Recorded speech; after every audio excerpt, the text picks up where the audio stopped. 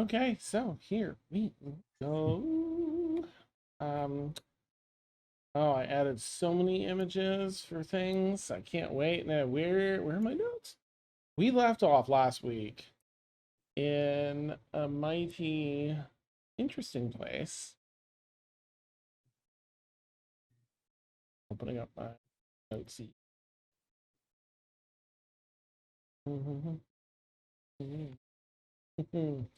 Oh, also, save it for Patreon exclusive.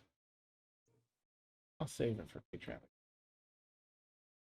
Another great reason to go to support us through Patreon. You can get Can we, unknown, maybe worth it, Patreon exclusives. Yes. Hmm? Are we rolling for inspiration? I know Please. sometimes we don't, That's but We're rolling for wonderful. Patreon exclusivity. Yeah. Right, Yeah, exactly. the paywall. That's right. We get the... What role would that be, Dan? Oh, I'm so sorry. Right. I'm Would it so be bad. no? Would it be persuasion? Oh, To try to Yeah. persuade you, or what? Where? yes, persuasion. Well, it's sure as heck not intimidation. It's like, oh, you're gonna intimidate me over the camera? Fine, bye. Awesome. Oh, precious coffee. Yeah. Let me thank you, Steph. Yeah, 'cause I want Coffee's to good. do this every stream. So if I ever don't say anything, it's not a choice, it's forgetfulness. Please do just that. Let me know. Thank you, Steph. No word. Okay, let's go around the table, virtual table. Zia, what'd you get? A 9. Let's see. Sarah, Sarah, what'd you get? 19. Okay. Jay Got a 14. Okay, and Steph. Okay, Sarah gets it. I 4. rolled a 17. Nice. So nice. Off by 1. Jay, super close. 1 closer, and you have a tie. Okay.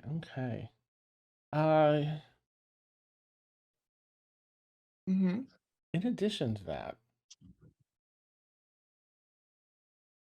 I'm gonna give everyone a DM die because we were supposed to have that after we missed that session, and that was like one of those minor consolations of having to miss. And I don't think I ever put that back out there, like, hey, don't forget or anything. So here you go. So Sarah, that means you have 2, and everyone else That's has a 1 D8. DM inspiration for having to miss. We had to miss a session the other week. Is it D8 for us still, Dan? Oh, what level y'all? Level 9. Now we're level 9. Holy crap.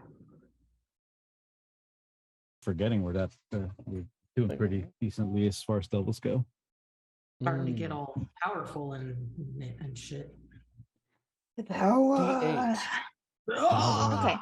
Okay. Nice. One day I'll introduce you to the original Hein character, not the one that I'm currently using. Oh, nice. The level 20 Hein. Oh, it's Unlimited power, even for a rogue. nice. It's next level 10 that it'll go up to a D10. Just to put that out there because I'll forget. Gotcha. Cool. Yo, we're on So episode exciting. 75.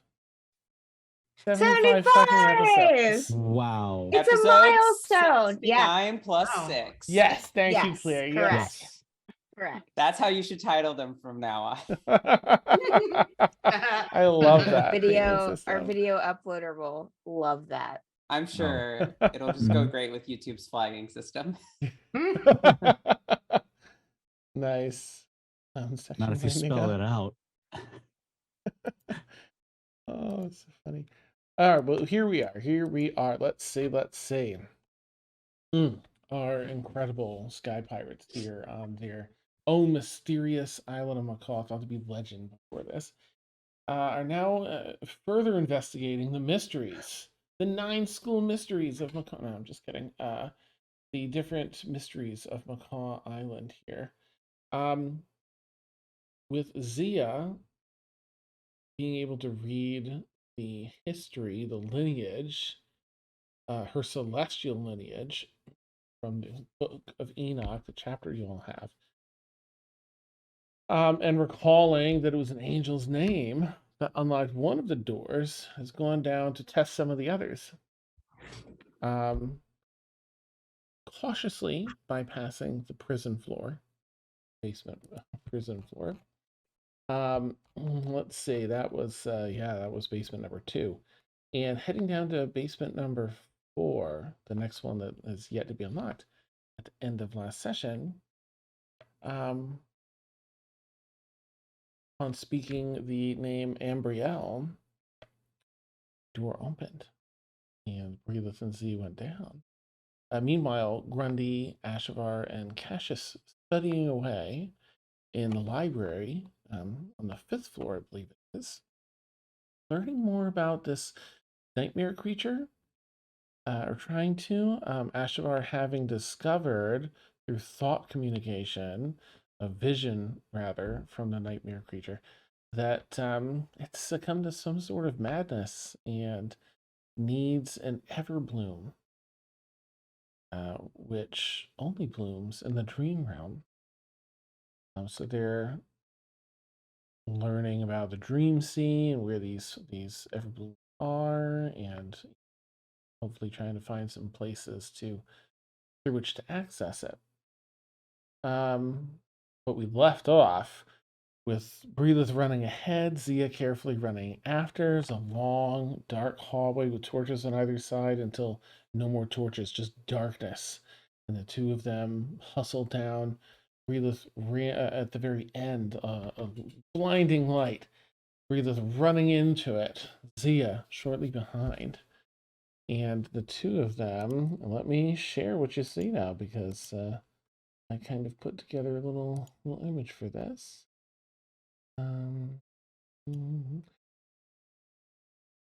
Okay, put that in Discord, and I will just put this over on OBS here so we can take a nice look. That's Macaw Island. Let me just change the image now. There's Macaw. Right. Click on the right one here. And there we have it. A sprawling room carved from stone. Across the way, illuminated with a pillar of light from some space in the ceiling, a tree that very much appears to be as described by Cyric, and I believe the book that they think they've seen something else from it too. But where it's a tree that grows up into the cosmos, the branches reaching out, becoming dust, and swirling like cosmic clouds down, and being drawn into roots, growing back up into the trunk and out to the branches again. It's ever moving cycle of construction and deconstruction and life and death and rebirth.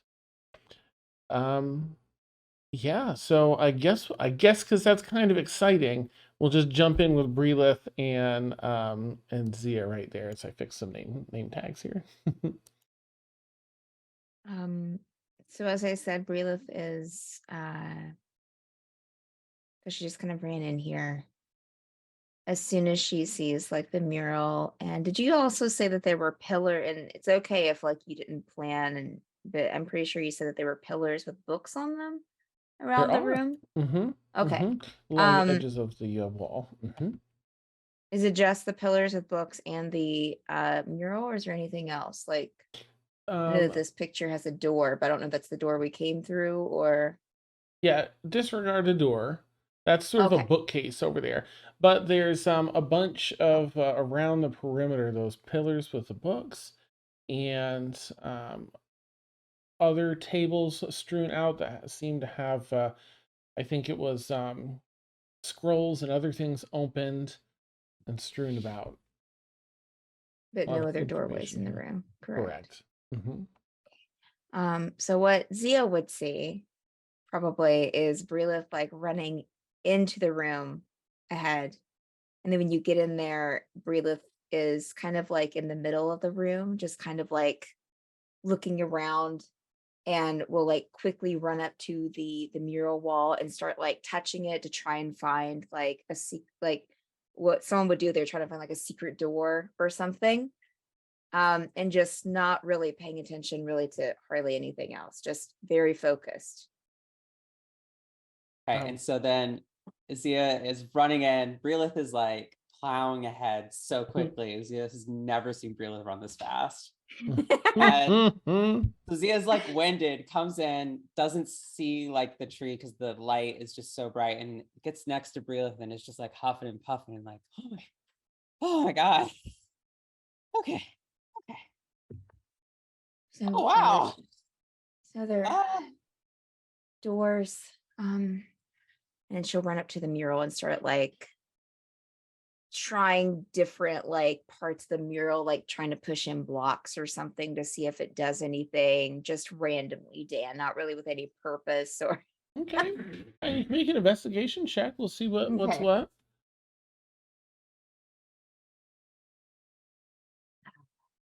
oh shoot. Okay, before you reveal this role, Sure. I will say Breelith is looking super confident right now Mhm. and Yes. not explaining anything to Zia, which I love. Right. So whatever Breelith is doing on the walls, like feeling around, Zia's just gonna follow her and do the same thing. I love it. Okay. You never know.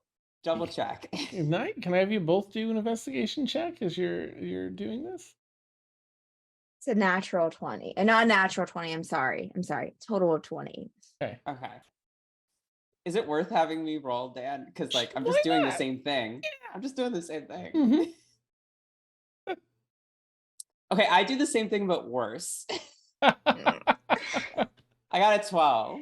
Okay. All right. Very good. Very good. Awesome. Oh, thank you, Jay. Yeah, the two of you find as you run your hands across this tree on the wall that it's a wall with a raised tree on it. Fortunately, nothing secrety, but solid and still in really good condition for however old this place is. No chips, no wear. She's going to be going, Relis is going to be going around the room, checking for more secret like levers or doors or scrapes on the floor to show a secret door. She's Nice. looking for it. Yeah.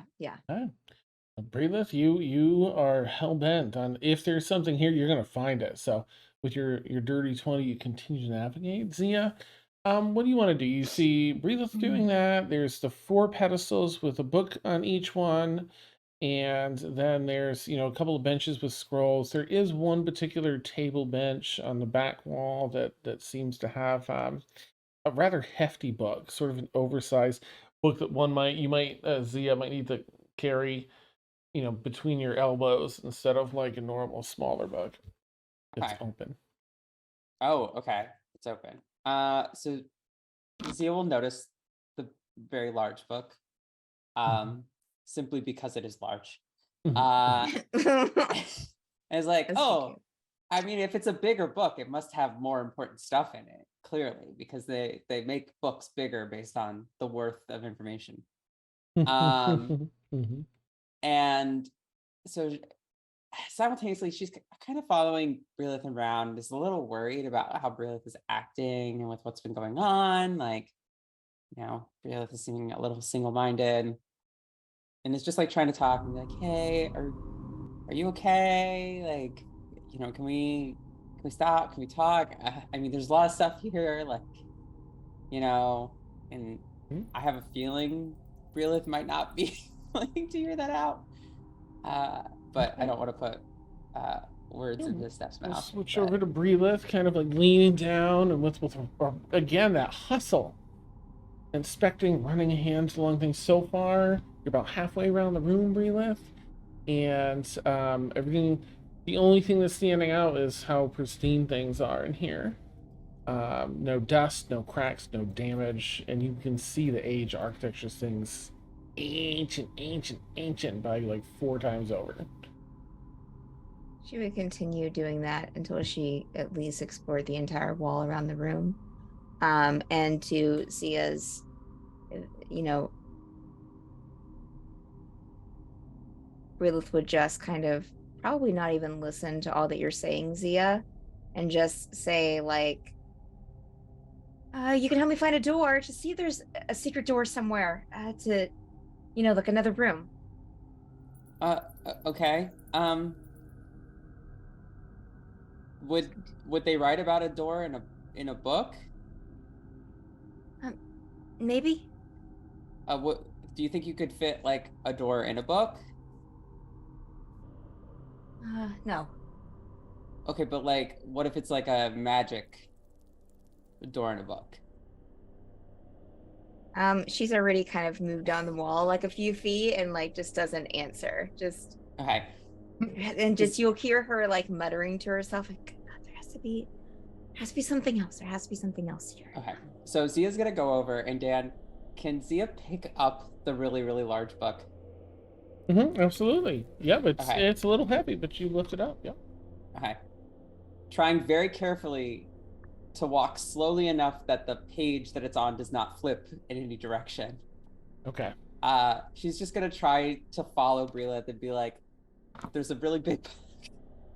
I think we should look at it. How big is this book, just for flavor, Dan? If you were to open it up, it would probably be about 3.5 feet from, edge of the cover to edge of the back cover. Okay. Is it windy or drafty in here at all? Yeah. No Okay. moving air. That's good. At least it's not a task to keep the page from turning. Hey, Brilith, I know you're a researcher and you're going around, with your method, but what about the really big one? Like there's a really big book, and I have it right here. It was over there, but now I have it here. I think we should look at this. Okay, I'm just looking. I'll be right there. Okay, but like, it's the big book, right? And that's like how research works, right? You put the most important stuff in the really big books, and then the less important stuff's in the literal books. All the books are important, Zia. I mean, some books aren't important. You're about 3/4 of the room. Yeah. That's awesome. So, like, there was this one time when I was like, it was really, really cold, and the only thing we had were a bunch of books. So we just lit those on fire so we could warm ourselves. And, those were not important. That's nice. A step. That's nice. Continues on. Oh my gosh. All right, as you finish the room, Relith, with Zia sort of book open, following you, like, hey, but books, You find that you Nothing. don't find anything that seems to be a relief, a button, or anything like that, or any seams or evidence. Okay. Brilith will just stop and have her back to Zia probably, and just like, I don't understand. There should have been something in this room. Like a book? Like a really, really big book? No. Just head over the top. Yeah. I can't. No, like a person. Door Person. or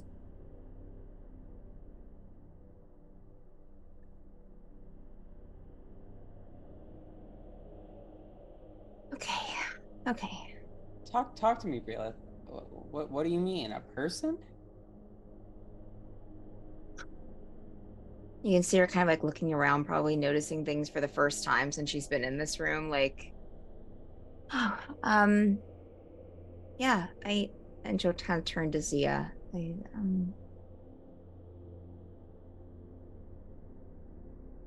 It's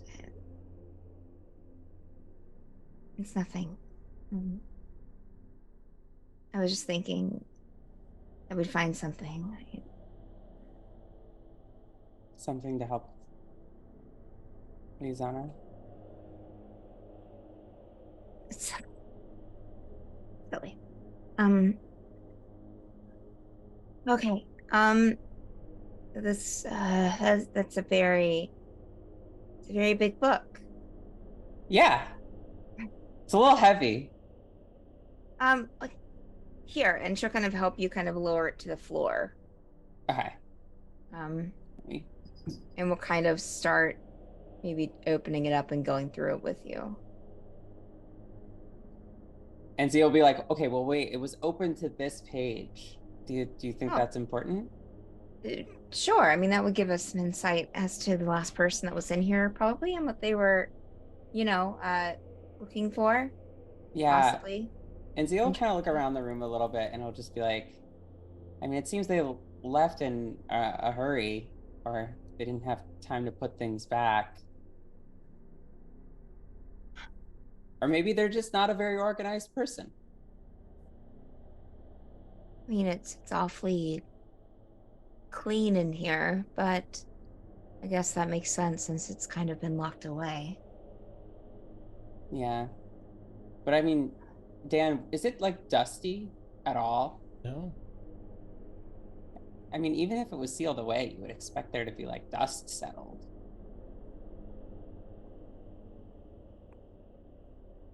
Yeah, I mean, I guess, it looks fairly well crafted. Yeah. Brilith will kind of turn her attention to the book, Dan. Let's see. I know Azia reads Celestial. Do you read Celestial as well, Breelith, I think? Maybe? I believe that I do now. Let me just double check. Okay. And that is a yes. Right. Nice. You're in a page, let's see, you're not looking through the book yet. You're just looking at this page. This page that it's on is open to current Celestial. And it seems to be describing the intricacies of activating something. And as the two of you begin to ponder that, I'm going to jump over to Ashavar and Grundy and Cassius up in the library. You all did some pretty good rolls. You found out. I just saw the book in Discord. It's hilarious. And found quite a bit of info on like the sea. Wow. Do I have my info? Sea Dream doesn't sound right. Dream Sea. That's what it is. Thanks, brain, for swapping things. Seagrams. Yes. Now we're talking. Where's my beautiful workup on this? There's that. Here we go. Okay. Yeah, and the Dreamer's tools and such, which aren't a physical manifestation of actual tools, but instead sort of a meditative guide to navigating dreams. Now, Ashvar, you already are familiar with this. As they're reading it and sharing it with you, I think Cassius was saying, "Oh, we need to kind of look into that." I'll start us up here because you actually already have that skill set, given your background. So, from what I remember, we need to get Grundy and Cassius proficient with those. Yes. Before we head in, which would mean they have to spend some time in that meditative state training. Yes. And I'll say with, how well you know the crew and such, there's two crewmates that come to mind that might help, because I think you were all kind of troubleshooting, like, how do we get you into that dream state? Do test it first. No one has that dream spell. You can either just look for someone that might have the dream spell in a city. That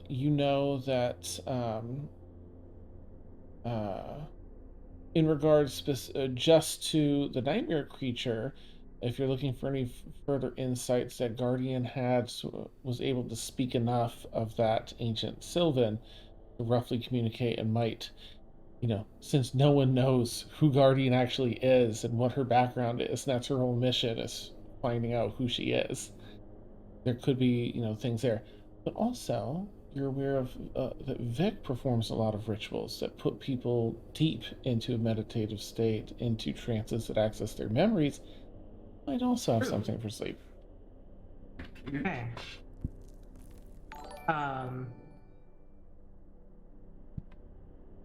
Right. So I guess I'll say to Grundy and Cassius, I guess we got our first order of business. Why don't we want to go talk to Guardian first, or Vic first?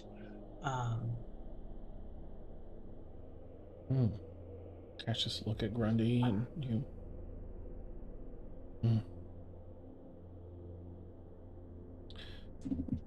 Oh, what do you? I would we could talk to Vic anyway. We'd have to at some point since he's captain and all. That's true.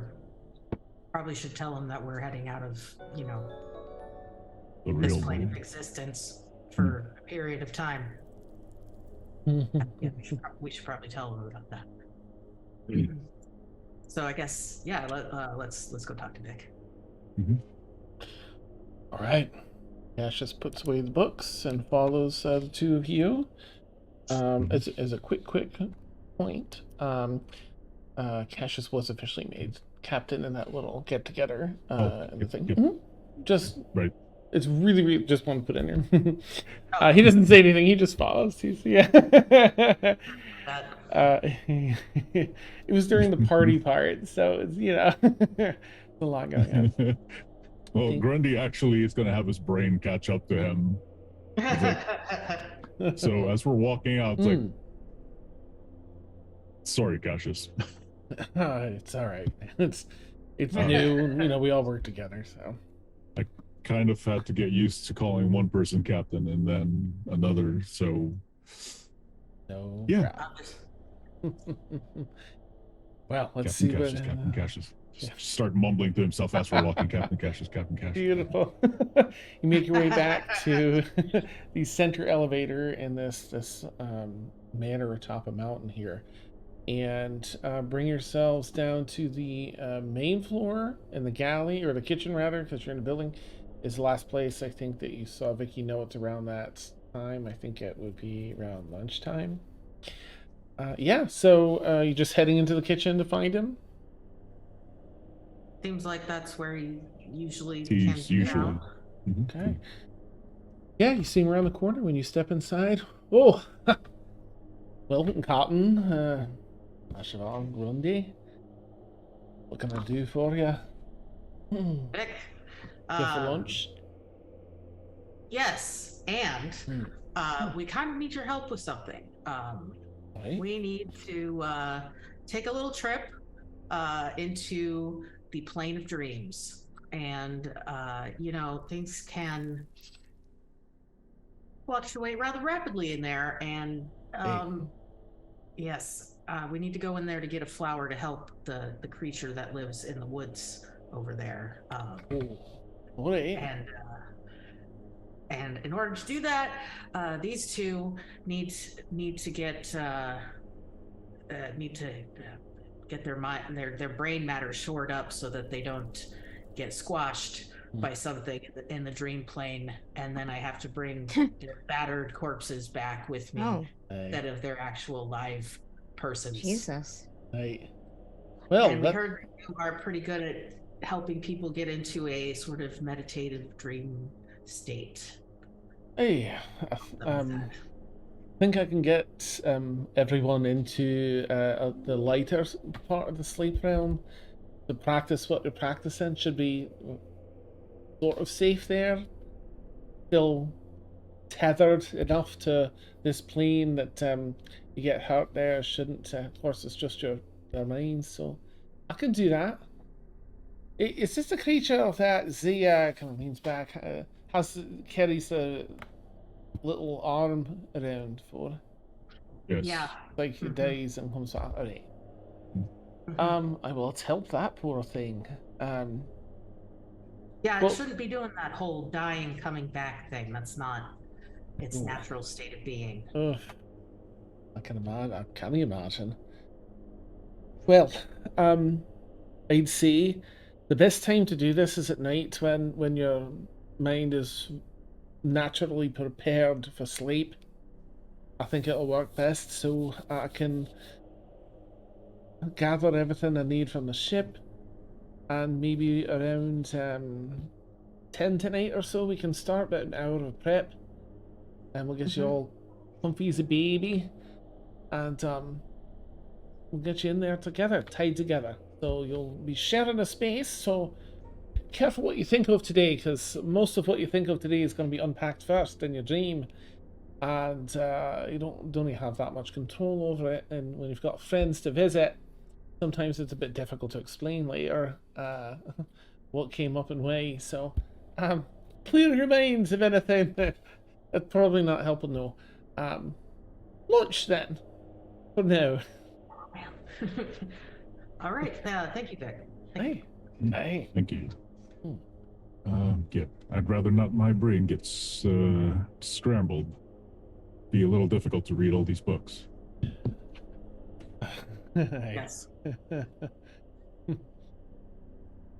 Oh, And I good. guess after lunch, we go talk to Guardian a little bit. Okay. Yeah, Vic prepares you some, I don't know, deli sandwiches, some fresh bread he baked, and cuts them down and whatever it is you want.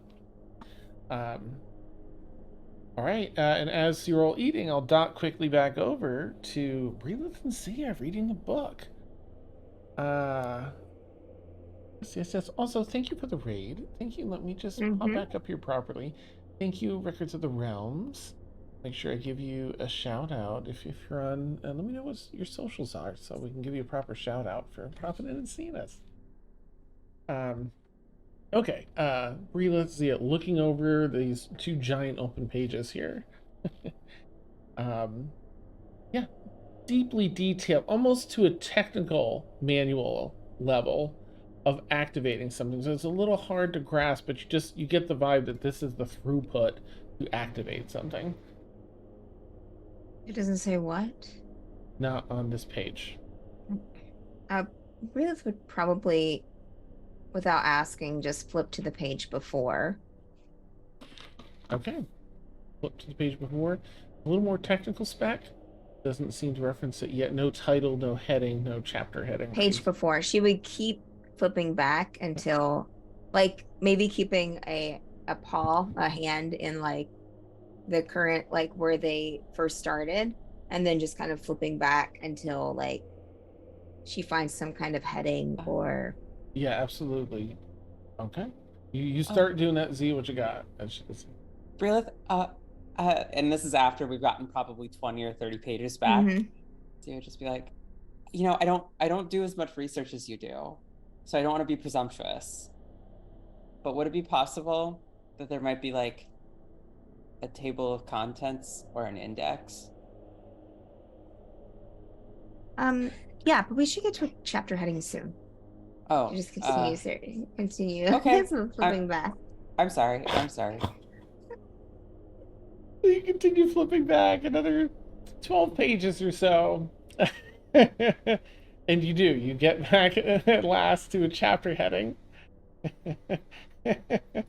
um, right. Let me pull my notes. That was so silly. I love it. Yeah. So you get back to a chapter heading, and while the chapter heading doesn't give you too much more detail, it just says activation. The first couple of paragraphs on this page do seem to allude to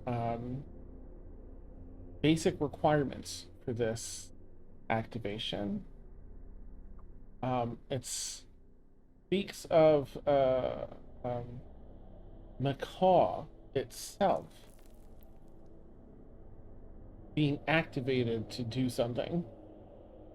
And it speaks of, it references 4 different manuals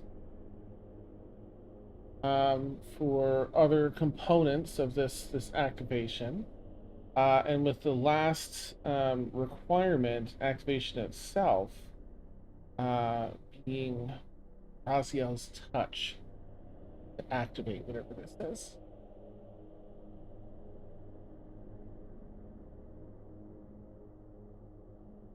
Okay. Which you both, Just you sorry, I'm both just see. So I'm okay. gonna say that the way it is down, Brilith is reading it right side up, and Zia's on the other side trying to read very slowly upside Sure. down. Okay. Sure. So- Rilith would get to like Raziel's touch and would probably just like turn the book around to Zia's. Oh, that's gonna be view. hard because it's Oh, comically large. She's a 7-foot creature. She can, and so she'll kind of like turn it around and we'll probably just get up and start to go and look at the other stuff on the table. Okay. So Zia would just see Raziel's touch. Hmm? And not really shudder, but kind of like grapple with the 2 distinct possibilities of how she was taught that her father could be by her mother, who now she knows can't necessarily be trusted, but she's never really had any distinct positive memories with her dad either. So it's like, could this be a world-ending weapon that we've just sputtered onto, or something completely unfathomable? And so she's just gonna probably sit in that for a minute or 2. Okay. Relith, where are you headed exactly next? Probably the closest table. Okay. One of the tables with the scrolls out, or one of the pedestals with books? Whatever's closest in the room. So whatever you want to go with. Yeah, one of the pedestals with the book is near you. Okay. Which clicks a little bit for you. It's talking about 4 manuals. There's 4 pedestals specifically to hold a single book each. So as you're kind of walking over, like, okay. Okay. And you head over and you start. You find the book. You want to start reading? Just reading. Yeah, through? she'll just kind of glance through it. Yeah. Okay. You'll find as you look through the table of contents in this that there's actually everything is done 5 times over in this book because it's written in each age of Celestial, starting from the 5th and 1st backwards, 1st age, all the way up to current Celestial.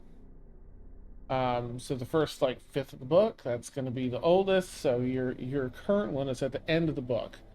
The last 5th of the book, and this one speaks of well, it doesn't take you long flipping through a few pages to recognize ancient technology.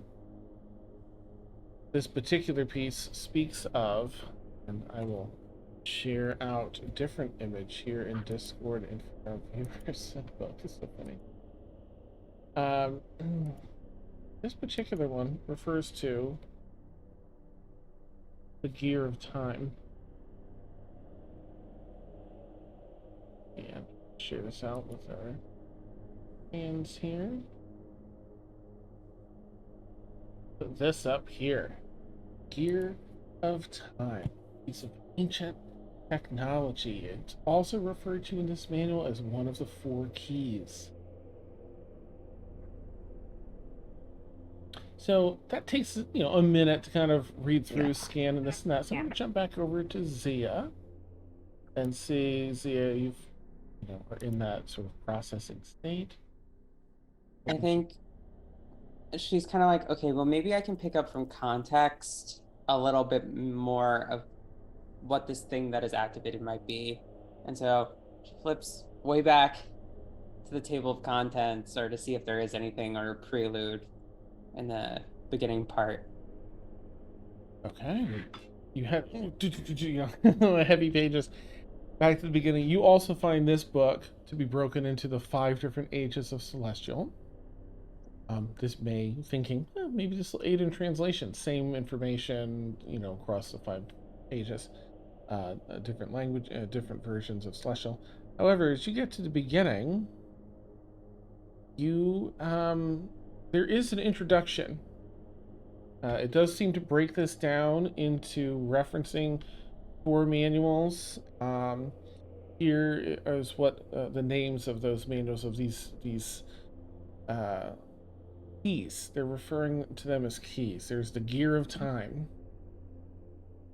I'll go through and share these as you check out independent books.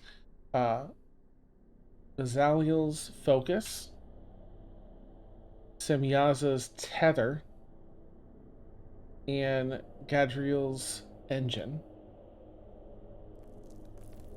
And they're speaking of, in this introduction to what's encompassed in this book, it's talking about this as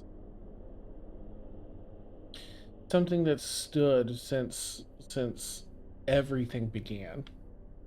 Macaw in the world's end. And how this is sort of a failsafe. It's referring to Macaw as a failsafe.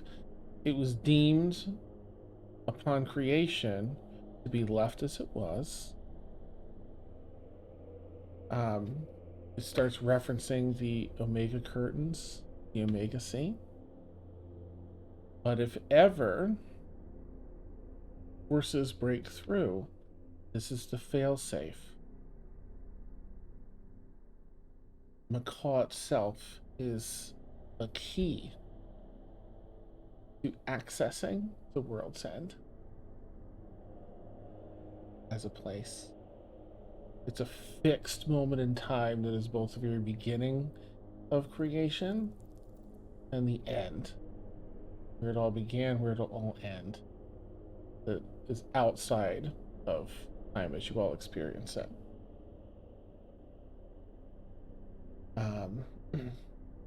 It also references, because this is sort of a summary, the 6th basement floor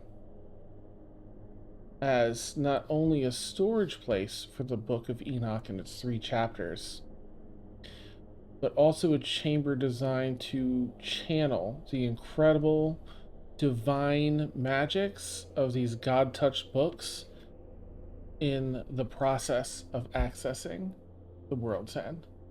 They're required.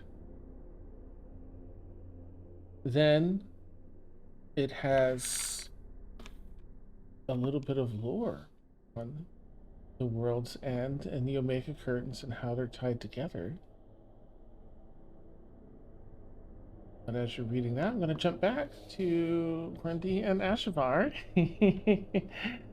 and see how things are doing over there.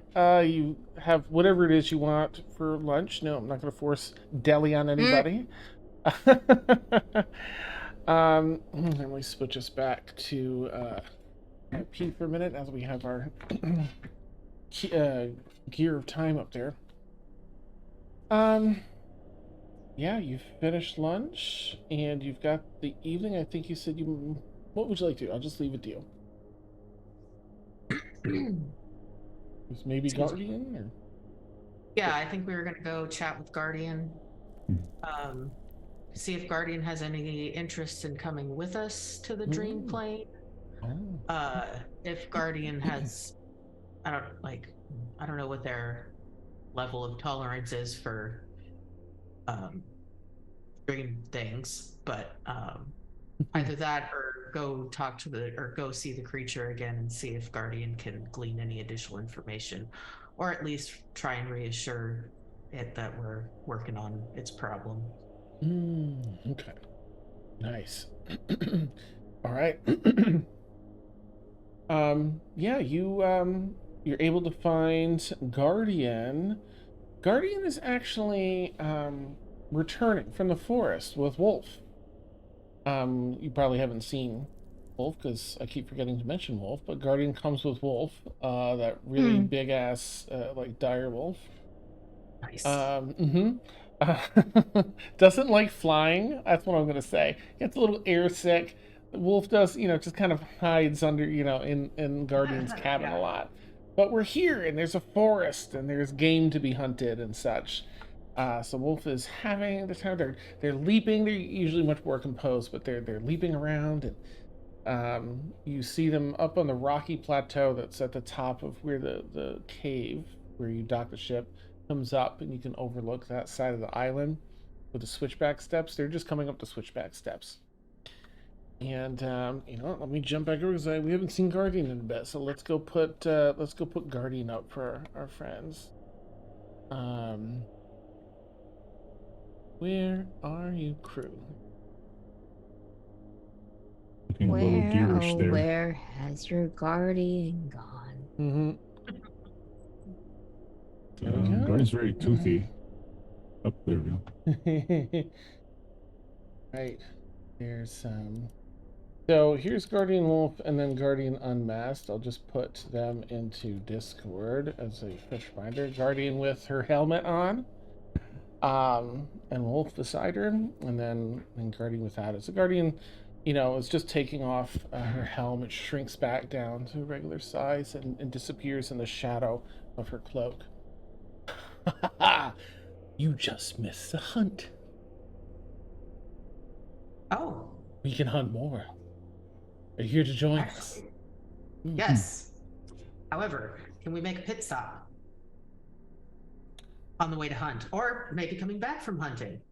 I hear you understand that creature that's living in the gnarly part of the forest. Sort of, you can understand it. Somewhat, yes. The words Well- sound familiar.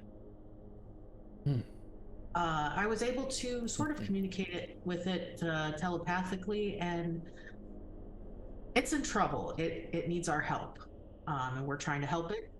That means we need to go to the plane of dreams, which there could be fighting in there. You never know. There's always fighting in the plane. It's a pleasant place. I wouldn't know yet. Oh. You seek to go. And he's just looking between the two of you. Yeah, I've never actually been there yet myself, but I'm connected to a spirit who kind of tells me about it sometimes. But we need to go there to get a flower to give to the creature so that it can stop its maddening cycle of death and rebirth and get back to its natural self. As you do. Yes. And so we were wondering if we could. Well, yeah, let's come with you on your hunt. I can zap things, and help you with the hunting, and maybe stop by the creature and either talk with it or just try to assure it that we are working on its problem. I find this more than acceptable. Be good to hunt with my crew. Excellent. Yes, if you I know of a place to access the Dream Realm. Awesome, because that was on our to-do list. Figure out how to access it. Yes. I feel I don't recall why, but I feel drawn to it. It's a pleasant place. And all the hunting, all the battles I could ask.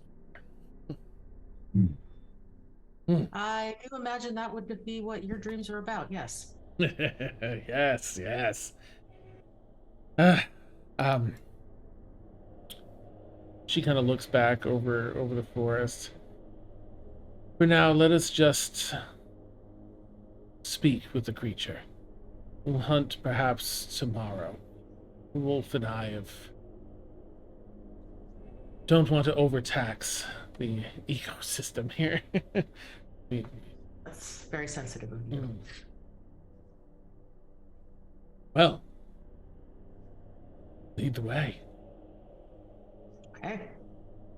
Ashavar will start somewhat clumsily trekking through the forest because she is a city person. Oh, yeah, tripping over the roots and shit. Yeah. All this nature, god damn it. Occasionally, just Grundy like picking you up by like the scruff, like setting you back up. Are Yeah, you okay? fine. She's like trying to like be naturey to impress Guardian, but it's not working. Kind of. That's Very awesome. comical. Very comical.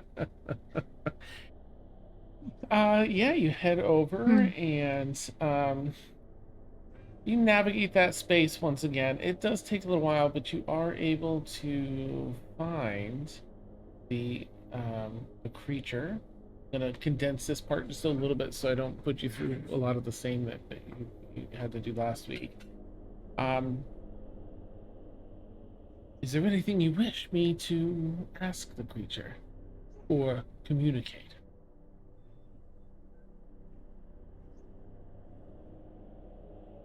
If you could communicate that we are hopeful that we will have a solution soon.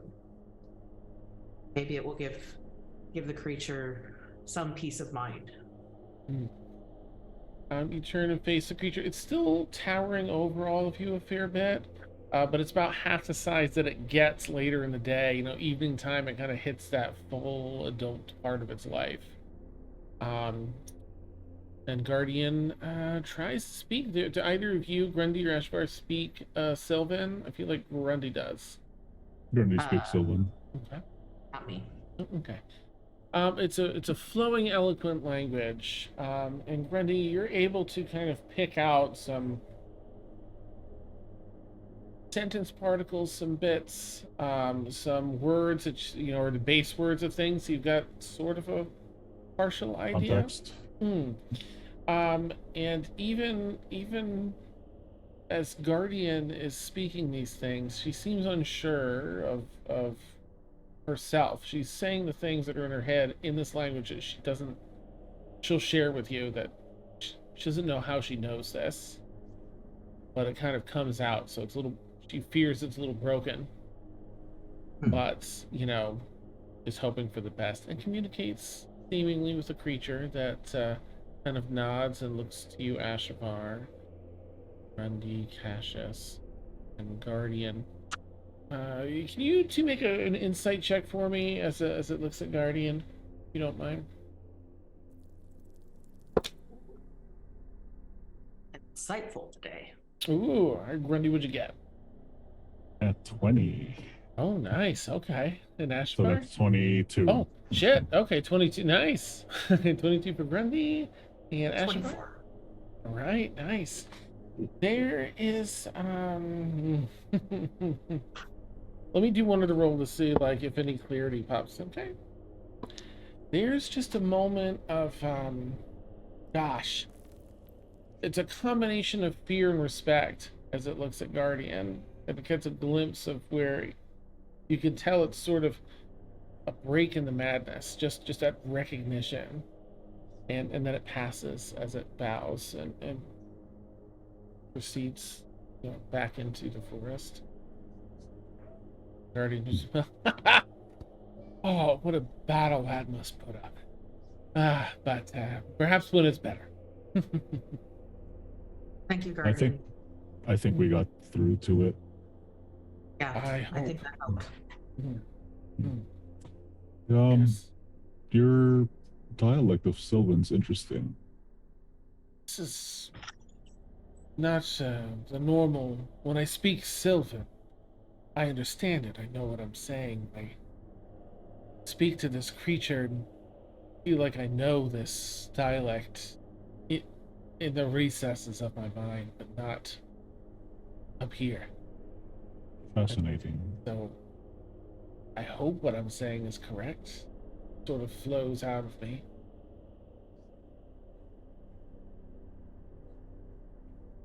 Could be one of those things inherited by blood.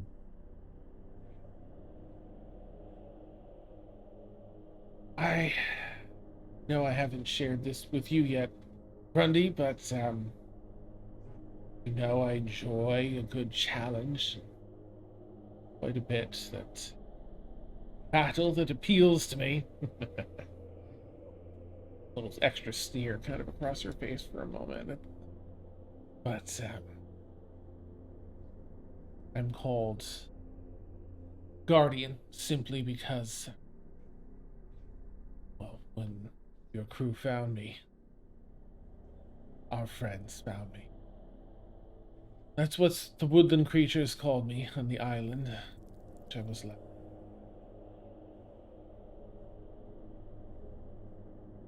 Don't know who I am, what my name is. I know that I've asked not to be named. I know that if I am named, I feel as though led by some cosmic thought that if I am named, I will cease to exist. If I am named and accept the name.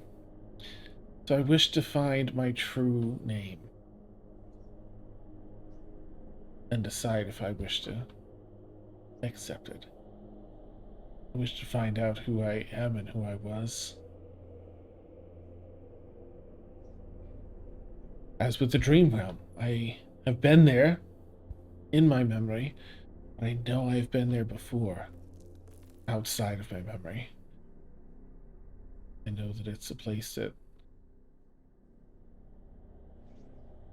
feels comfortable for me, refreshing.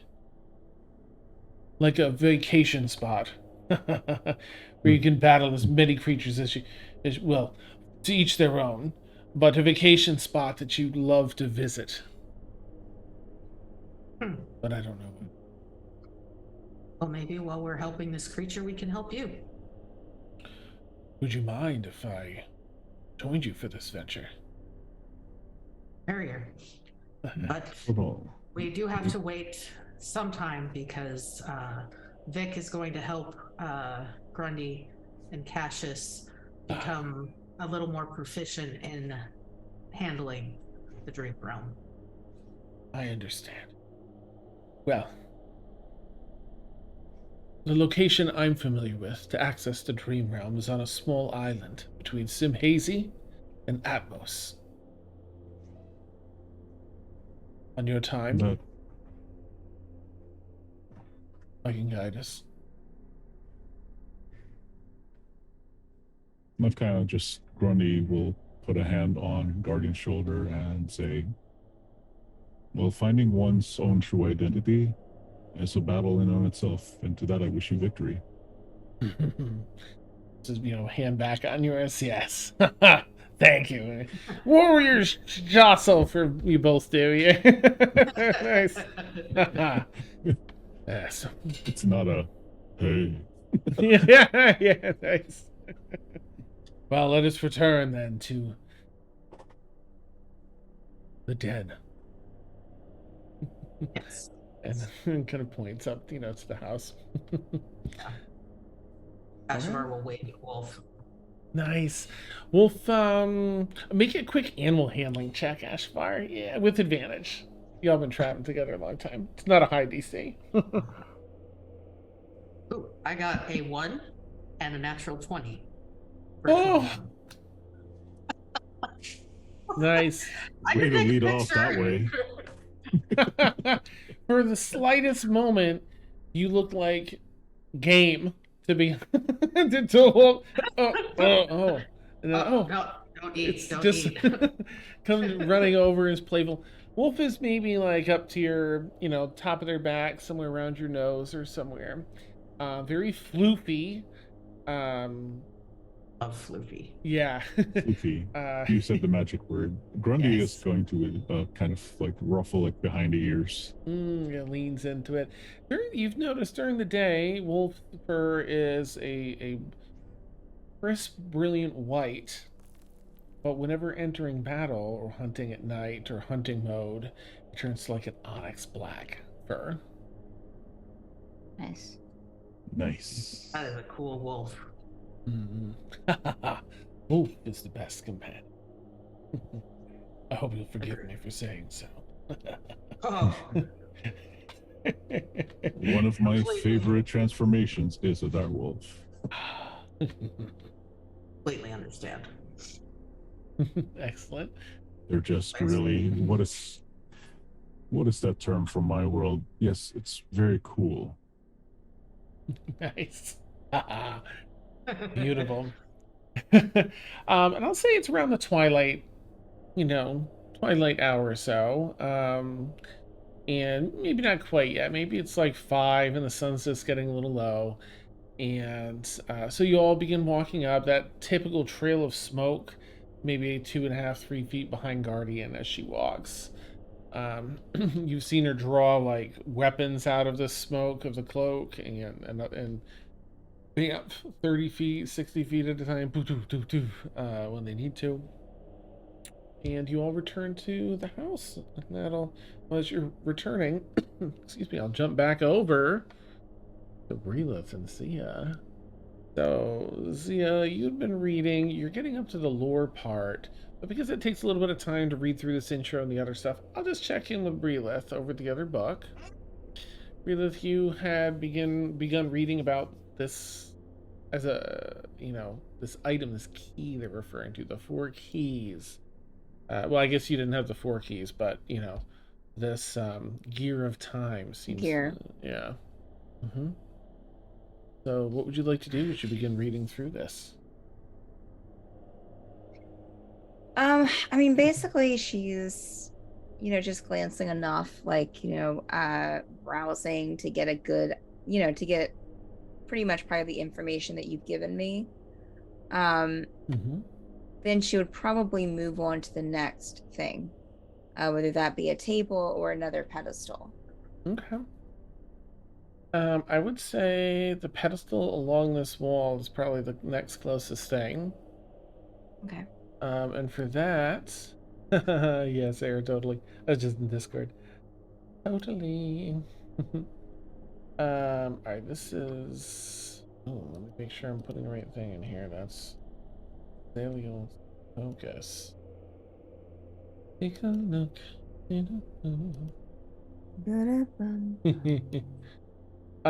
Again, there's sort of drawings of these items that as you're looking. That gear of time is something that you can see in a drawing. Think of like the DMG, they have little art on the side. It seems nice.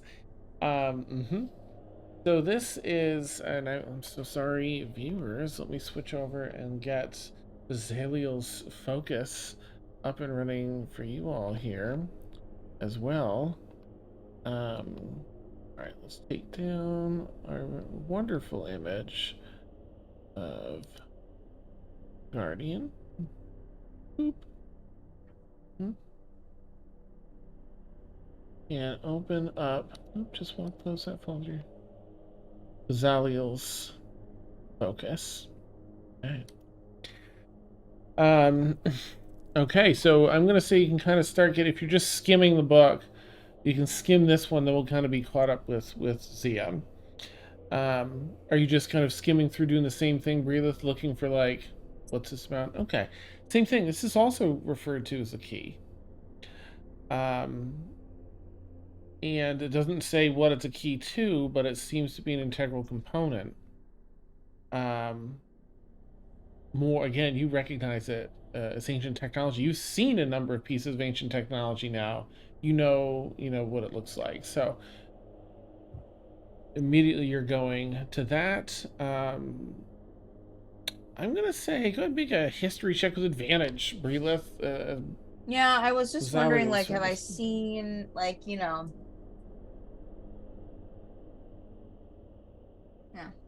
Okay. Should still be okay with my. Maybe. Nice. That is a 24 total. Okay, I'll tell you what I was thinking. You would notice if you rolled and hit a D8, and then tell me what you were thinking, and then in case it's a different thing. Okay. What I was thinking was you would recognize Bazaliel as an angel's name. You've heard enough of it now that you're like, okay, that's an effing angel name if I've heard one. What is it you wanted to know with your roll? If there's anything. I was wondering if, like, with this and thinking back to what I saw about the gear of time, Yep. if I had heard about these at all in any of my like studies or anything like that. Gotcha. And what did you roll? 24 total. Yeah. Dope. Yeah. Okay. Mhm. Okay. Mhm. Okay, so she recognizes Azaleo as an angelic name. Yeah. I'll put it in chat here so you've got it. Where's ours? Oh, there's him. Oopsies. That's the Okay. Mhm. Azaleo. Okay. Zia, around the time as Breelith is leaving, are you just going to another thing, Breelith?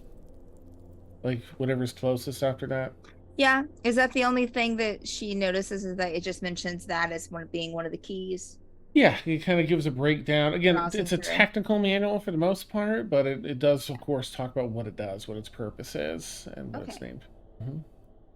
named. So the next thing closest to you, Breelith, is now a number of those tables in the back portion of the room, and that's going to be walking a little bit past and away from Zia. So Zia, around the time as you're getting to this lore, just before you get to that lore, you see Breelith kind of disengage from the second manual and start going over to the table in case that prompts anything.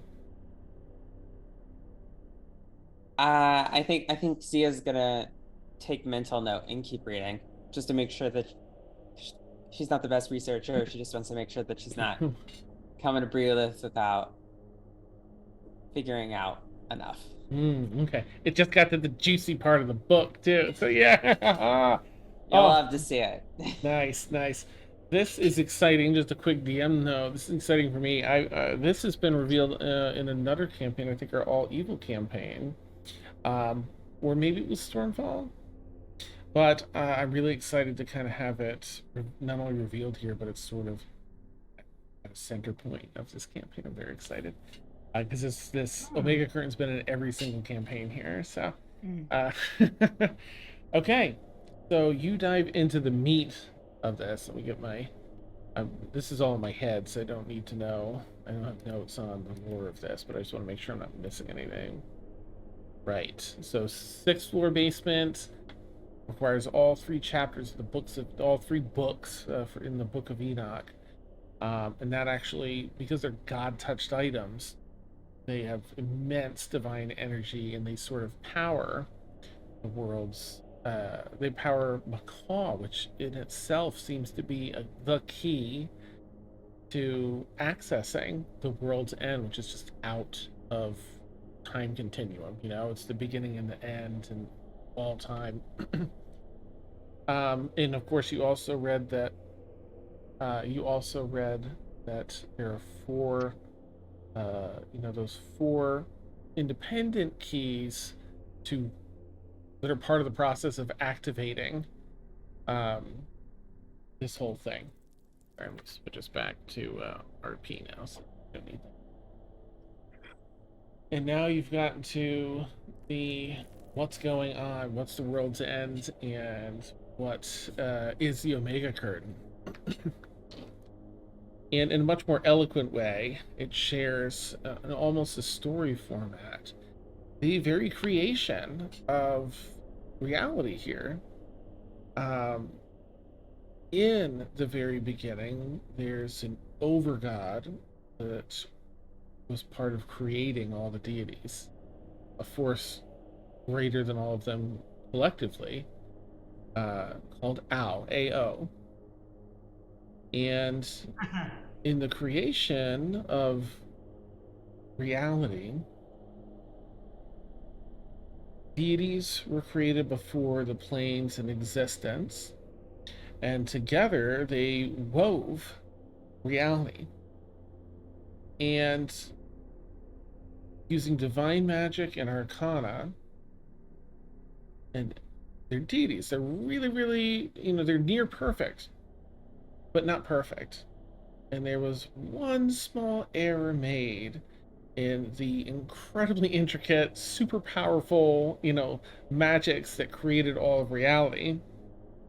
And the error caused a tear into some far realm that immediately began pouring into this brand new created reality, into all of the different, what do you call them, planes of this reality. So powerful was this force pouring in that they could not stop it. All they could do was seal it. And so they sealed it in the ever-flowing pattern around the equator of this planet, of the main planet here in the Prime, and along its prime meridian, creating 4 quadrants. This spiraling energy leaking in from some far realm is the Omega curtains. And you can gather that whatever happened, it's leaked into the base of this entire quadrant and swallowed that up. So at some point because they're only talking about the equator and the prime meridian, that it must have leaked, whether it got stronger or the seal got weaker, leaked into your quadrant and flooded it as the Omega Sea. And so it was deemed acceptable because they couldn't cease it, they couldn't undo it. It was too dangerous to try and undo that, and so this all took place. The place where this beyond description spell work of the gods took place is the world's end. That is the place and point in time when everything was created, and where one day everything will be destroyed. And only there can this failsafe take place. The failsafe is the far too risky, as deemed by Owl and the deities, option to completely remove the force that seeped in from the far realm, put it back in its own realm, and seal that rift. That's the failsafe option. But it can undo deities. It can undo reality as created. And so, hence it being deemed far too dangerous. Deities didn't want to be undone. And perhaps the only deity that would be able to survive things if it went terribly wrong would be the Overgod Owl. But the Overgod Owl created the deities and was like, here's your jobs, you do you. And so it was the deities that decided it was too dangerous, for they didn't want to. So this is all energy that is sort of sealed in place from some far realm. Of course, you've seen some of the creatures and things that exist in this far realm, and they're not really pleasant.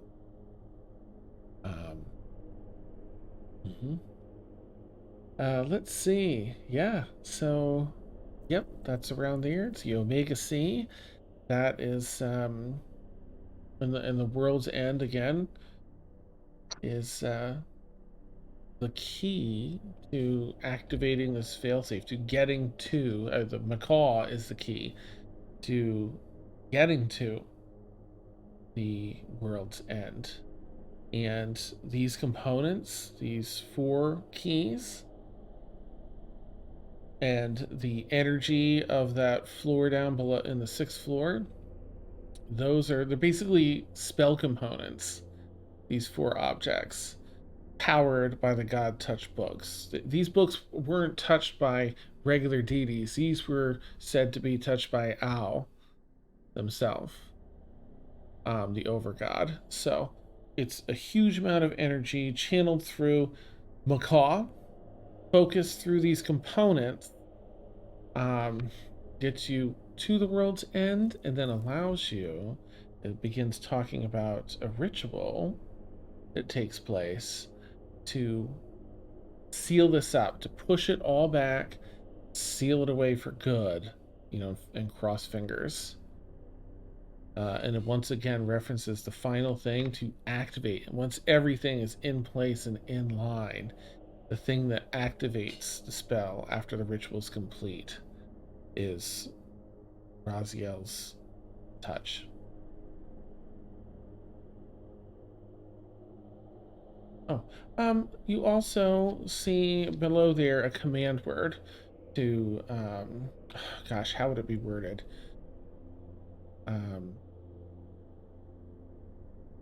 The room basically talks about the room you're in being in sort of a stasis mode, and you can put it into an active mode.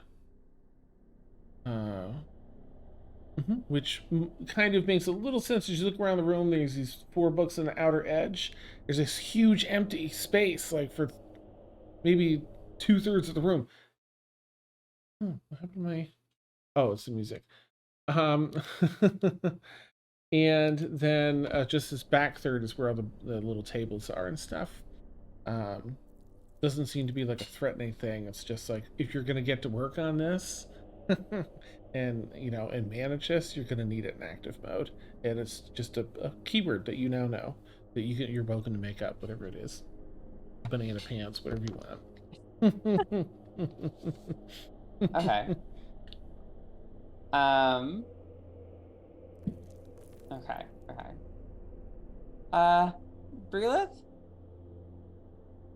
Very distracted. Yeah.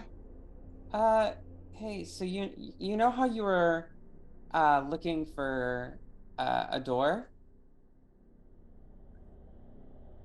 Yeah. Or like a key, kind of like a key that would go in a door, like a door key to kind of open up something in the room. Yes. I think you were onto something. We didn't find anything though. There's a word in here. Lilith will kind of put down whatever she was looking at and turn. What word?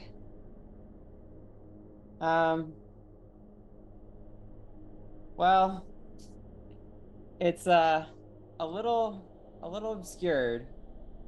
But I think if I can make it out, it's Pronoia. The room begins to shift as you say the word out loud. Lilith will back up against the wall. It rattles and rocks the room with a low rumble. And the smoothness of the floor in this 2/3 suddenly breaks, where there are seams that suddenly appear from this perfectly polished surface, perfectly level, and different segments begin to pop up, almost like some pedestals, a stepped up platform, and a number of these just different bits of ancient technology. Some of them unfold in the way that the GameCube thing did for Dracus. Others unfold in different ways, but do you all sort of stay where you're at? I think you're out of the way of anything coming up out of the floor, but it's a lot of shaking and booming as everything changes. What do you all want to do as this is happening? Lilith will stay where she's at. Unless it looks like that. Yeah, I mean, she'll stay where she's at. As long as it doesn't look like that the pedestals are rising to the ceiling and going through anything. No. Then she might jump one for a ride. Okay, all right. Nice. Okay, and Zia? Zia's just kind of in awe. Nice. We've just learned a lot, and so she's a bit mind fried. Beautiful. Yeah, it takes maybe like 2.5 minutes for everything to rise up into place, and it almost looks like you're in some sort of not a war room, but it's heavy with technology. There's a bunch of areas where you can go and see crystalline displays that have risen out and unfolded. A places to sit and man panels that seem to do things.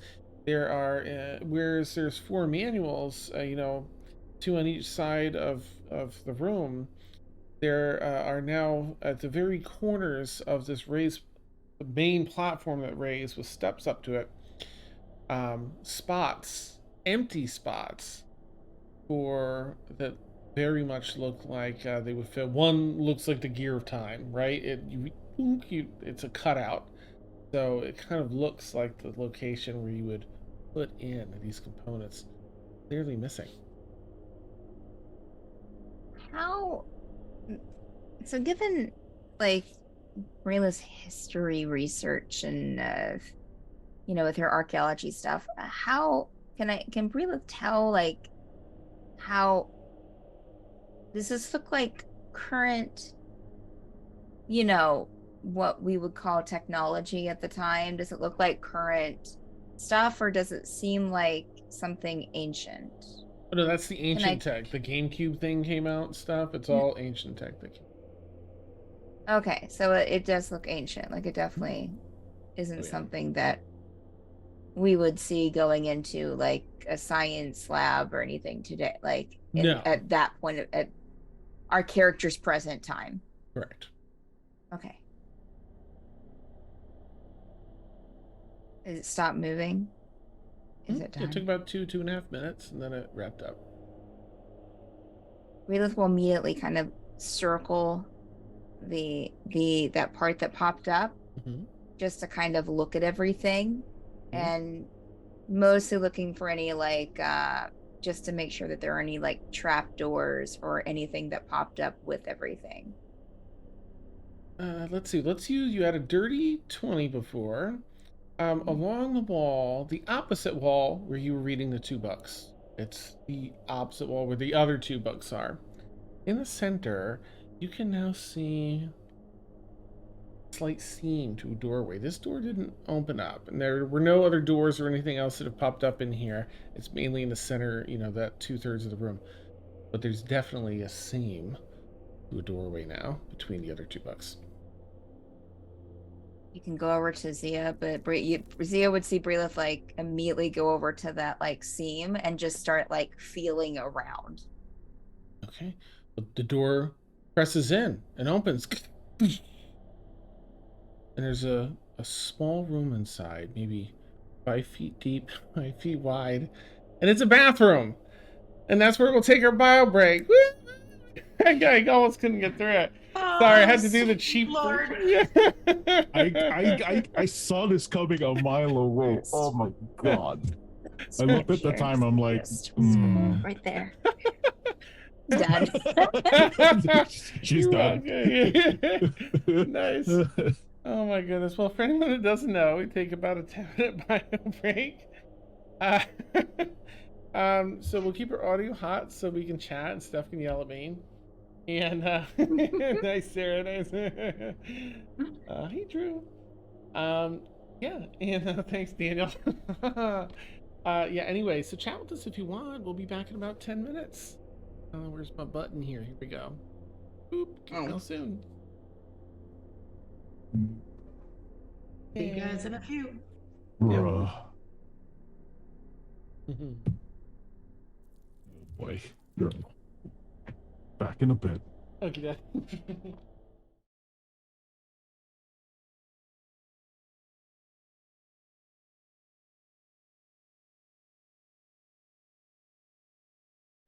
All right, I'm gonna pop us live again. We're live. It's alive. It's alive. Whose brain is it? Abby something. Thanks. Hi, Yeah, I wonder how many people are old enough to get that. That's Hello, we are back. Frankenstein's. It's what's it with Gene Roddenberry? It's Frankenstein. Thank you. Yeah. Rob Luker? Oh, nobody? Okay, it's fine. From Fluker. Nay. Ralph Of course. Arbison. Oh, I get it now. Okay. The Thank brain you. took a second to catch up. I'm not going to make the noise, though. That would terrify the children. That's fair. That's very fair. It's Nice. almost midnight. There shouldn't be no children watching the show. All right. Well, we've got a lot going on in that room, a lot on Zia and Brila's plate. So I'm just gonna, bump over and just check in with Grundy and Ashavar. I think upon returning, Guardian's gonna kind of do her thing, eat, and we'll go elsewhere or whatever. What would the two of you like to do with? Is there anything you'd like to do between now and like? Well, I thought we were headed back inside the homestead. Mm-hmm. Head back in. Yeah, you're at the elevator. You're at the. Would we have dock. heard everything? That we would have heard the movement and everything? Not with them, only because so the other room was like right next to the elevator and like all echoey, it was empty. This one's like down like hundreds and hundreds of feet. Okay, so we wouldn't feel the tremors. No, but if you're using the elevator to go up past, up to any regular floor, you'll see that doorway open. Whereas it was not before. You're going up. Oh, no, that's different. What would you like to do? That wasn't open before. No, it wasn't. Hit the stop button on the elevator. Stops, moves a little bit to go back down to that floor. Gates open. Well, we do have to meet Vic later, but I guess we can check it out. Yeah, that. Don't remember this door being open, so that's something new. Yeah. None of these doors were open before. Would that explain the elevator and somebody pushing all of these buttons before we got in? Cassius, Zia. Yeah, because at this point, as soon as we walked in, we probably did end up still going to every floor because Zia had pushed all the buttons. Ding, ding, ding. It stopped at every floor. Yeah. Well, after you, Captain. All right. Walks in. And you navigate the same path that, they did the other session. Lots of torches, then complete darkness, like a magical darkness. And until shining light, and you step out. It's probably about the time that the bathroom door opens for Brelith. That the three of you are stepping into that room. I was so excited about that one after. Okay, sorry. Holy cow.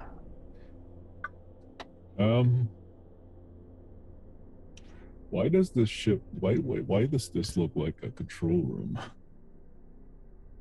I was about to say it's not what it looks like, but yeah, that's about exactly what it looks like actually. So.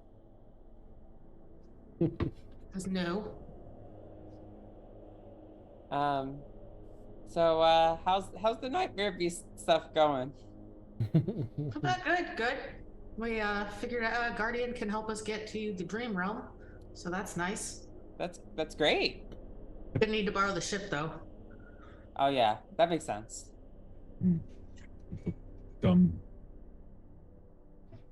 That's a really big book. Grundy finally notices the big open book. Oh yeah. Get this. It's got a lot of crazy information in it about like the history of this place, its relationship to like the universe as a whole, creation in and of itself, the Omega Quadrants, the sea, the curtains, like a gash into another reality that has like fundamentally scarred ours. and then some information about like a failsafe that was left by the overgod to allow even mere mortals to apparently cast a ritual that would either potentially cast all of the imperfections out of our reality and into back to theirs, or it might destroy the entire universe as we know it. So yeah. They made this for mere mortals. I mean, When you This I say guess imperfections, gods could use it too, but I mean, Oh. I was thinking if we were able to open it up, it probably wasn't like, you know, locked more heavily. This book appears to be in Celestial. Yeah, it goes through all 5 ages, and Zio will flip kind of a little bit through and be like, in this one, and we can't really understand these 2 yet. hmm. Yeah. I'm Oh, You say imperfections. I don't know. I'm pretty imperfect. I know I'm pretty cool, but I'm also very imperfect. I don't really want to be cast out of this reality. So, what, Oh, are you what kind of also? imperfections are we talking about here? Oh, so it's not super duper clear because like, and you know, show like a Grundy and then kind of also think about Sinister. I'm not sure if your coming to this reality is, in fact, I don't even think she really knew that Ashavar was not from this reality either. No, I am. Oh, I'm from this reality. I'm from Atmos. yeah, then you wouldn't be cast out. You'd be fine. What are you talking about? Are you just worried about Grundy and Sinister? Oh, you just said imperfections. Nobody's perfect. Oh, well, okay. There was like a cosmic mistake that was made when constructing our reality, and this allowed a gash into another reality, and things have poured in through that gash. And they're consuming things very slowly.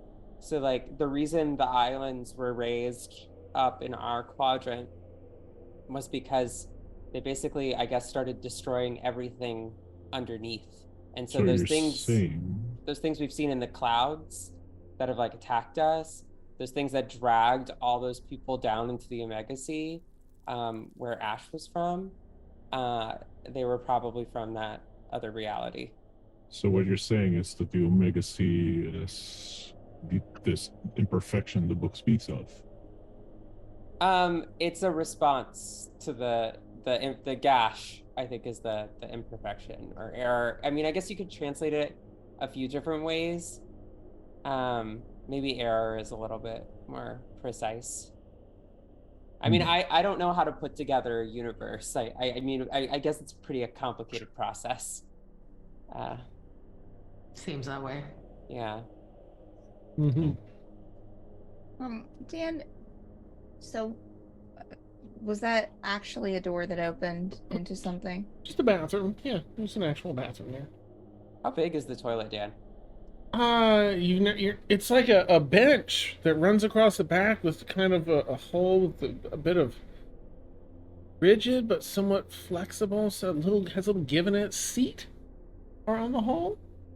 So 5 feet deep, 5 feet wide, maybe 8.5 feet tall. Relith has moved back to the table that she was looking at before. Nice. You didn't wash your hands? No, I'm just kidding. No. All right, you're back over to the table. What would you like to do there at that table? He's just seeing what's on the table. Okay. A lot of mathematics. These scrolls seem to be computations and other things, as though you're not really. Well, I guess make an intelligence check, and we'll see. You know, if it's You really just say that abstract. Relith wasn't intelligent enough to understand what was going on in the scrolls. Only because there's no context. It's just a bunch of mathematics.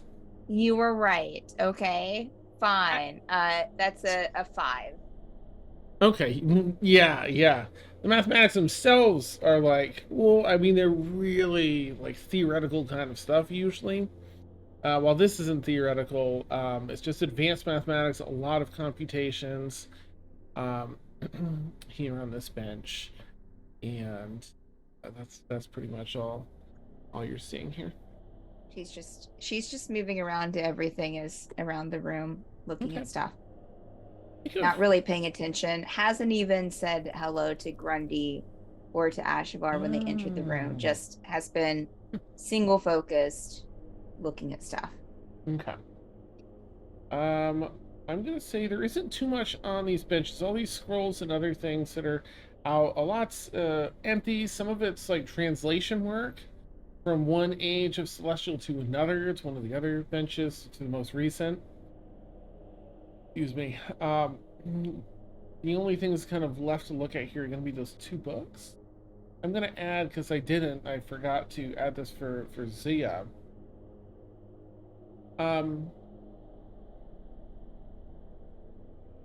Let me backtrack a little just for Grundy and Ashavar as well. Yeah, so that's in the cosmic spellcasting of all the deities. Al set the deity, created the deities, set them up with their little portfolios, easier jobs. We're gonna create reality and set them to the task. And there was, while they're almost perfect, they're not perfect, so there was a minute error which opened that rift to a far realm. Now, for those of you that have experienced that here, you know it's like Lovecraftian horrors that exist in that space and Omegas and everything else. That's what you've experienced so far. That was pouring into this new reality. The Overgod Owl's like, I created you, told you what to do, I'm outie. You know, that's their deal. They're like, you manage things now. So the deities, after seeing this error, were able to seal it. They weren't strong enough. All the deities combined to push this back and seal it. To push it back and seal the rift. They were, however, able to contain it in this flowing cycle that runs around the equator and the prime meridian, which makes those the Omega curtains. What those are. And of course, something probably happened to seep out into. You know, that part isn't definite in these books because that seemed to happen after all this was kind of actually cataloged. Into your realm, creating the Omega Sea. It's just leakage from the curtains, likely. But one thing, Zia, that you picked up, you know, as you're playing it back in your head, they constantly reference this line of Celestials that is said. Why, you know, why was this one line of Celestials tasked with managing all this for so long through 5 different ages? And some of the references in there explain it. Your celestial line goes back to Al and not a regular deity of this world, but the Overgod instead. The deities were like, no, we don't want to be undone. So we're just going to leave it like this. Al's the one that left this behind for mortals because knowing the deities, you know, be like, no, we don't want to risk being undone. If it ever became a massive danger to mortals, they had a failsafe to use, and your lineage was in charge of preserving all of this. However, the 4 keys are missing, and your sister has 2 books of Enoch, which were likely stored here before. So some things went wrong somewhere along the line. But Yeah. you would infer that from reading. There'd be references to your line facing back to Al. And I guess from the book, I would have seen Jolene and Tatiana's names alongside mine. Yeah. Mm-hmm. And so it would have been clear that our father never had any celestial descendants. They would have all been mortal. Oh, I'm sorry, what? That Zia's father would have never had any celestial descendants indicated. Just us 3 Aasimar. Yes. Yeah. Okay. Mm-hmm. So mortal. Okay. Mm-hmm. You get the feeling there might be some more, like, in the explanation of how all that works in that book of Enoch, but that would require some more research. Okay. So Zia is not gonna like hide any of this information, is gonna be like very quickly, wait a minute, no, I mistranslated this part.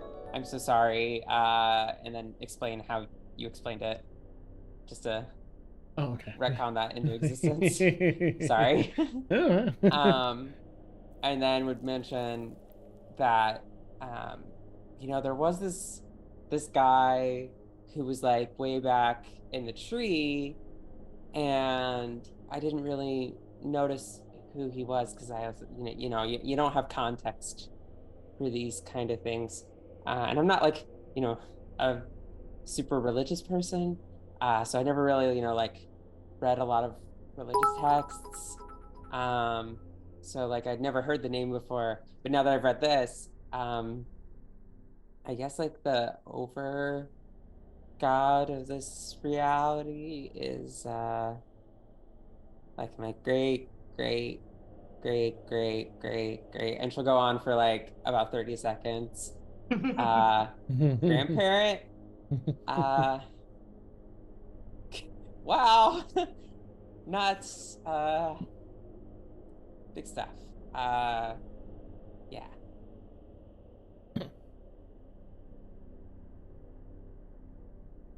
Relith walks between the two of you talking. Excuse me. It doesn't even say excuse me. Oh, No. okay. Just like pushes through. No, if she can't get through them, she would just go around them. Oh no, Zia would swing open like a saloon door. Mhm.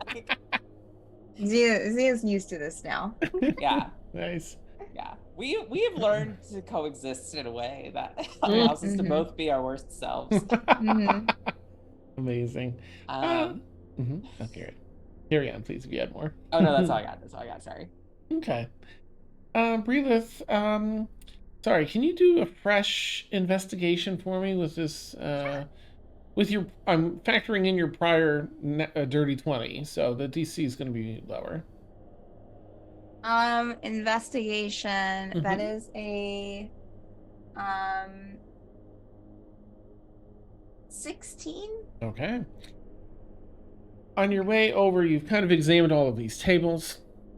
You're making your way over to those last two pedestals that have books on them anyway.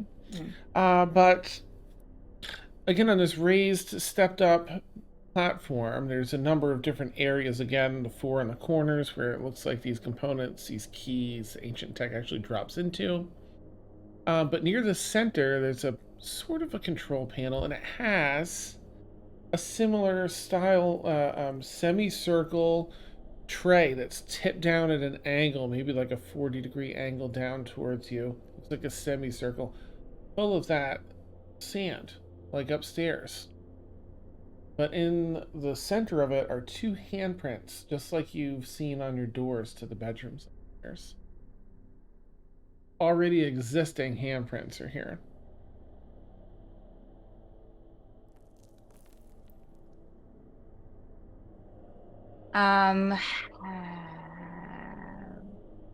Breelith would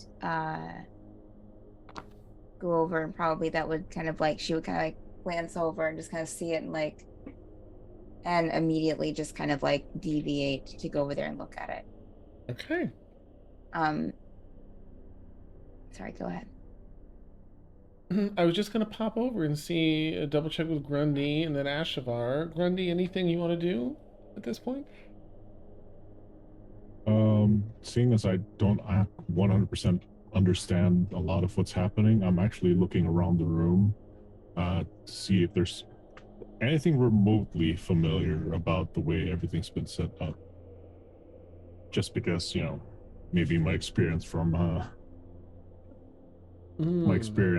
world will actually lend to this one. Because, as you know, my world was sort of a modern world.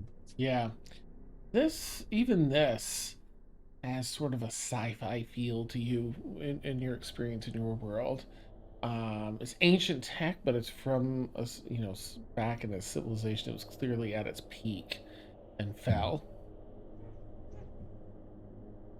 So I would have noticed Brilith moving towards the center console, so I'm kind of just pop over and like just watch what she does, Okay. and kind of just mutter, "Turn on the reactor." Nice. I'll put a quick pin in that combo with Breelith just to check in with Ashavar. How about you, Ashvar? Anything in this room?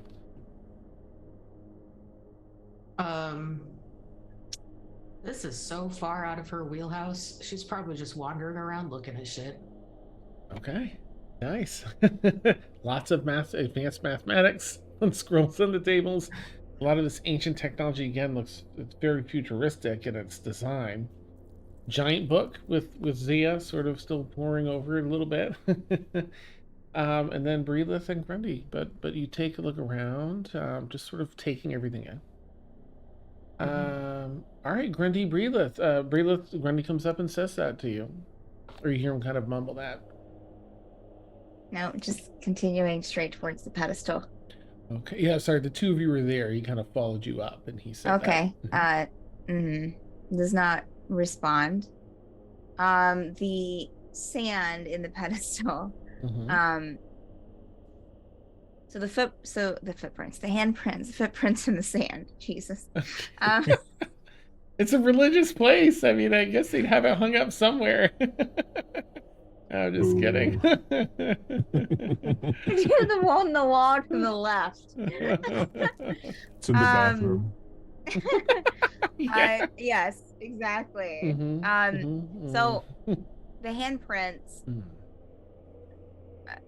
So these aren't like indentions in something to where you put your hand in. These are like someone's came up to the sand, put their hands in recently.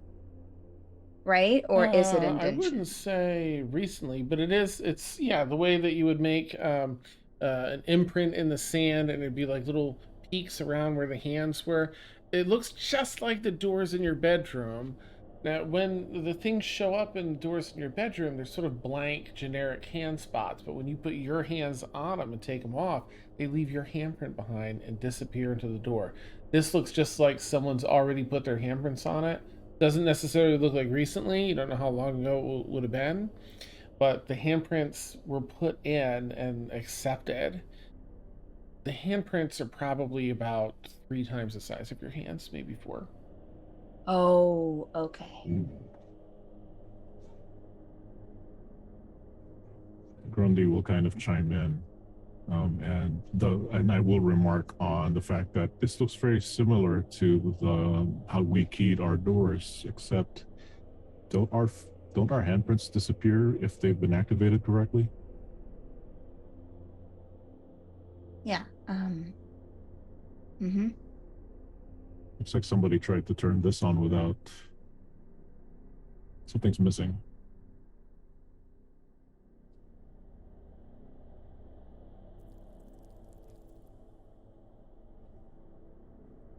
No, I don't think that she would do that, even though she's desperate. Breelith would just say, Zia, you might want to look at this. Oh, okay. Sure.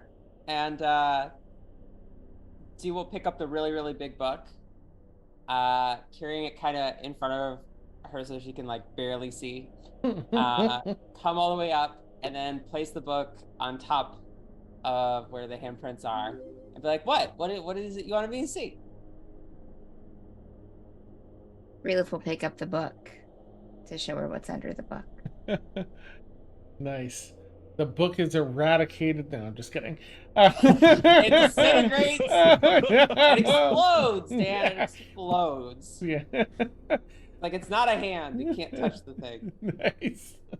Yeah, you looked it up. The handprints are still there, completely unmoved by the rather heavy book. Okay, out of character, Dan. If I touch this and you say another hand touches the beacon, I will kill you. Don't do that. Yes, ma'am. Kidding. Zia would definitely kind of like size up the size of the hands to her hands And then just like painfully slowly go down. And I think at some point this would probably annoy Breelith, just how slowly her hands are going down. I don't know. Steph, would Breelith react to how slow? No, I think that Breelith is knowing that this needs to be probably handled with some care. So That's yeah, what I was expecting. She'll Grundy. I watch. was expecting a watch. slam down. Okay, that's fair. Yeah. That's fair. Okay. Okay, so Zia puts her hands on. Okay. You put your hands on, and the metal-like material that surrounds that sort of is the barrier of the sandbox. This that also forms the frames of every bit of ancient technology in this platform gets an ever so slight to it, like an electrical 60 cycle hum. Like it's powered up every tiny little bit, just a little. Zia would just like kind of almost subconsciously or unconsciously hum above it the angel's name that they used to open the door. Oh, nice. Kind of get a nice little harmonization in there. It sounds beautiful. Acoustics in here are pretty nice. Nice. If only Sinister were here. Yeah, you're sleeping. He would really love it. Yeah.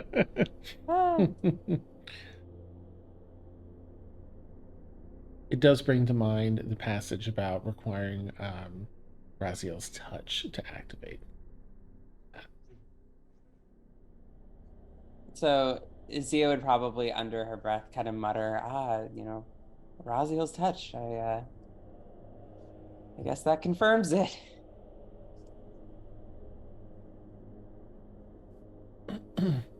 Cassius will ask, what does it confirm?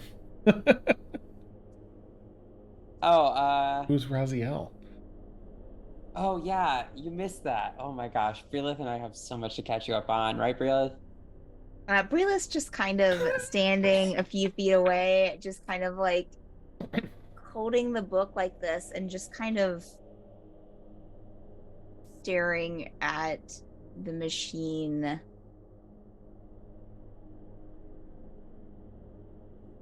Just kind of disassociating for all that you can tell. Okay. Z would kind of like, after kind of seeing this happening, Cassius, can I be real with you? Please, yeah. I'm getting a feeling that Breelith is not well. It looks past you at Breelith, like you're just zoned out in this.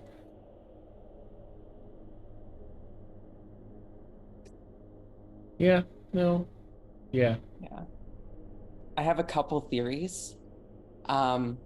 It could be like a mind parasite, or maybe Breelith is possessed by a vengeful spirit. Or this is a mimic that looks exactly like Breelith. Oh. Well, I hope it's not that one. Yeah, I mean, it might be the nicest mimic I've ever met, but or it could just be that, like, Liazana being gone has really affected her very deeply, and he's not really able to think past potentially helping Liazana, and so anything is taken in a way that immediately brings her mind back to how Liazana could be in trouble, and that puts her in that headspace that is connecting her, and she's basically going to go into a 35-minute therapy psychiatrist explanation. Nice. And then, but right after that, be like, I mean, it's kind of unlikely though. I mean, Breelith's not that type of person. Yeah. Ash is just like, Could be one of those things. Yeah. Yeah, Raziel's my dad, I guess, is the short of it. Shit. Yeah. Okay. So sorry, I got a little tangential there. but he was the name that I read in the book, but I couldn't repeat it in a way, and I couldn't write it down. But now that I've read it in another location, thanks to Realist's hard work and research, now I can tell you. Right. And it turns out that he can kind of control this thing, I guess. And so I guess any descendant in his bloodline can control this as well. I don't know what control means in this context, but we'll find out. Yeah, maybe a quick. Oh man, I'm gonna say insight check. It's sort of into that notion. You can do an insight check, Yeah, let's do it. or just a straight intelligence check, whichever one you prefer. I'll go with whichever one is worse. Nice. So we're going with intelligence. Okay. 14. 13 is sort of the bar to get the gist that which might, whether your heart sinks a little at this notion or not, I don't know. But it feels like when you put your hands on it, it only activated ever so slightly. It might need the actual Raziel's touch to activate this. Okay. Might need to find your dad. So, so she can feel that it's like not necessarily at full power when she touches it, but she's not necessarily like so cognizant that it couldn't be anything else. Exactly. Yeah. So she's probably gonna like try like pushing down like her full weight on it and be like, well, maybe my dad is just like, he's taller than I am, so if I just put more weight on it, then it'll register. And I'm assuming that does nothing. Yeah, it feels actually, I guess, to sort of help in a sense of further sort of solidifying things. It not only, it doesn't really help, but you're realizing that the hum's a little lower, and you're starting to feel a little drained. Okay. Like it uses your energy, but it's just not at the level that you would need of a celestial. Okay. Would this kind of in a weird way be reminding me of the ritual that we used to resurrect Akracus? What's his face? Yeah, Akracus. It's been so long. or the ritual that Tatiana was doing, like in terms of draining Akracus into that. Like, is it a similar type of magic? I don't have detect magic. I don't know. Gotcha. This feels... So I probably wouldn't know exactly. Yeah, I feel like it's a pretty visceral feeling what you went through with Akracus resurrecting them. You gave of like your own vitality and life force to help that happen. And this does feel like a drain, like it's draining your like kind of mana sort of thing first, then tapping into your vitality. It's as though you're just like ever so slightly keyed to this, but not enough to start this by any means. And it's just like not quite lined up right, so it's not really activating. And the monumental amount of energy that like a planar or solar has, might be enough for this. Or I could clone myself like 50 times and then all stand on top of each other. Oh, 50 sets of hands stacked out, yeah. Wow. Yeah. And so, Grundy, you hear Zia kind of theorizing this out loud. I don't know if that would trigger you to say. See him like blink. You just see the eyes just like blink in disbelief. Do they have solars in your reality, Grundy? I hope that's not too forward to ask. No. Oh, everything's very similar, though technology-wise, I would say we never lost technology, so none of our technology is ancient. In fact, it evolved. Oh, okay. This does feel like the control room. But obviously what you're doing isn't feeding it enough power. Yeah, I guess you're right. But I don't think cloning yourself 50 times would work. Yeah. I don't even know And how I would do that. I don't think we'd even fit 50 of you in here. Uh, hey, Cassius. Yeah, yeah. Uh, I mean, you're like you like built like I know it's maybe a little too soon, but like you built Lupin and Hmm. like is cloning possible? Is that like a thing? I don't think. I mean, I've seen wizards do a lot of crazy stuff. I Hmm. don't think I've seen anyone heard of anything like that. Even if I could construct something, it would just be mechanical. Like imbuing that with life requires. I mean, I'd have to be pretty advanced, but it wouldn't be you. I Oh can't yeah, copy you, you know? yeah. A big mechanical solar would probably be kind of like that'd be crazy. Yeah. Like, I wouldn't want anything to go wrong with that. Yeah. I wouldn't I want want to to have to plant fix this it. idea of like a giant metal Iron Man suit Nice, nice. into Cassius's head. Um, Yeah, that would be crazy. Sort of just thinking crazy really. enough to work. I love it. But Zia would just kind of be dejected at that point and be like, why does everything require that like I like bleed out to function? Uh and she would turn and kind of go over to Breelith and be like, Breelith, I'm sorry, I really thought it would work. By the time that you turn to go to Breelith, Breelith isn't where she was before. Um, uh, Breelith is, if you just kind of look around, you would see her just kind of like leaning, I imagine, just kind of like sitting down on the floor, leaning up with her back against like the machine in the middle and like looking up at the big mural on the wall with like the book just open in her lap.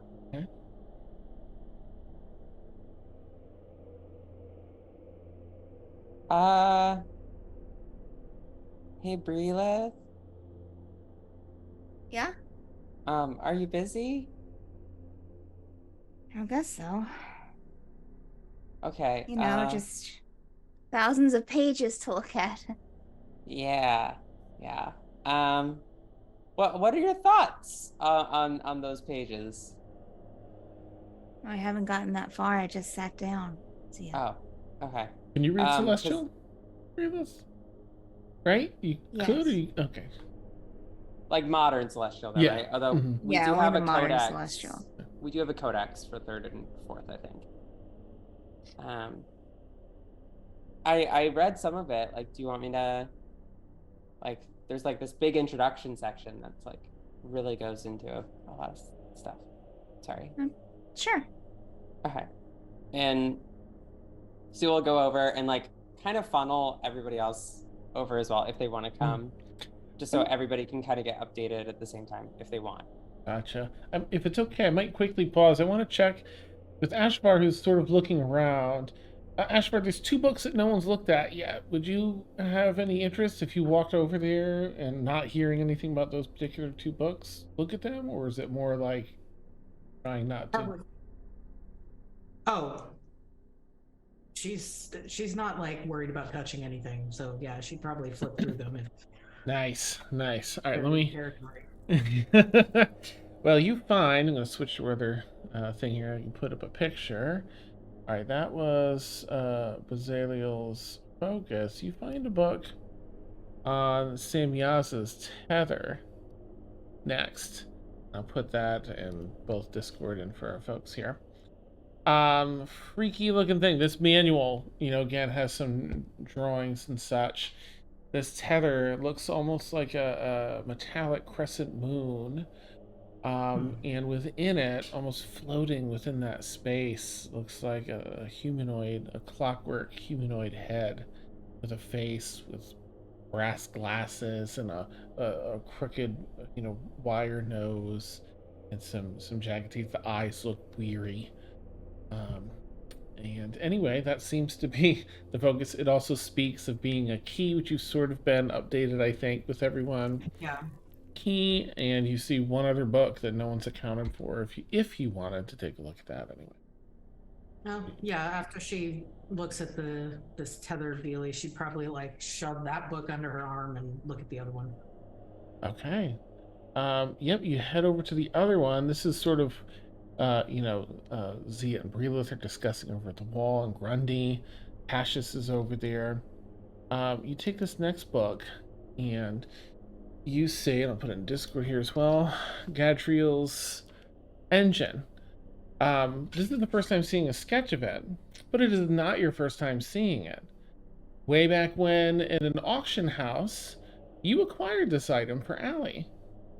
Allie is in the possession of Gadriel's engine. That particular piece of ancient technology. Interesting. And you hear Zia calling. Anyone that wants to come over? Okay, I'll saunter my way over and be like, "Hey guys!"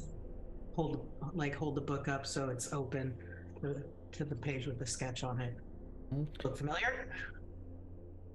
Everyone except poor Grundy, who's came in after that. It's a lamp.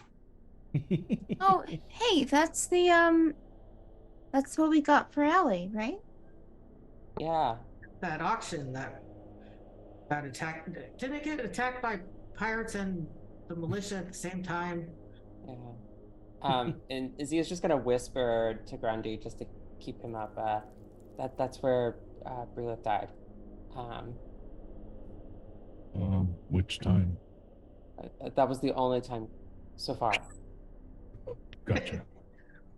Who's Allie?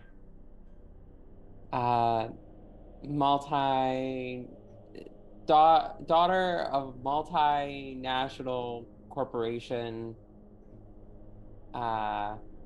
heiress, but not the kind that's like, self-centered. Like, She's really nice. yeah. You recall Nice seeing rich her girl. once. Got it. Oh, sorry. She was on the hollow thing in the captain's quarters. She tied you into the bell, Grundy. So you've seen her just the once. That kind of jogs your memory. Grundy not good with names. It has been increasingly clear here during this whole thing, because of every name that he has to come across has to remember. But yeah.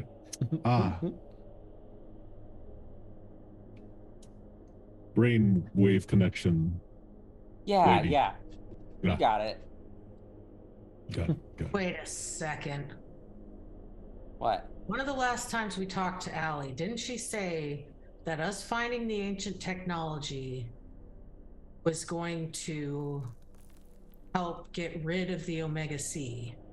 Right? Did I make that up? I Did don't. I make that up?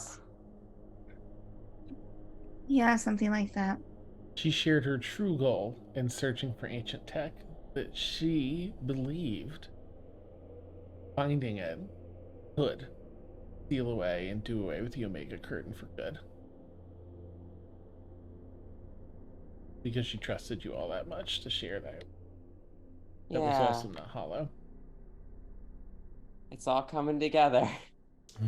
She's on the same track we are. But she might not have all the information we have. Or she might not have been 100% forthcoming with us. Oh my gosh. Does that mean that whatever the pirate we gave the pirates, is that another one of these things? I don't think so, because and then she'll close the book about the engine, stuff it under her arm, and take out the other book and open it, because I don't think I've seen this thing before, and show the crescent tether dealie. Some I think I would tether. remember a face like that. So none of us have It's seen this though, creepy. right? Mm-hmm. Yeah, Correct. we didn't see. Mm-hmm. We didn't see it. They rushed in. Mm-hmm. Whatever, the pirate tech looks entirely different than these two.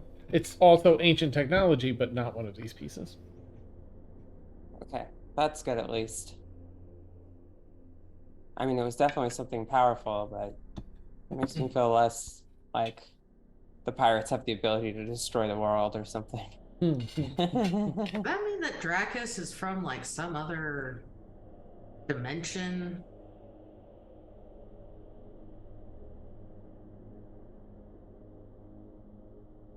Wait, Dracus?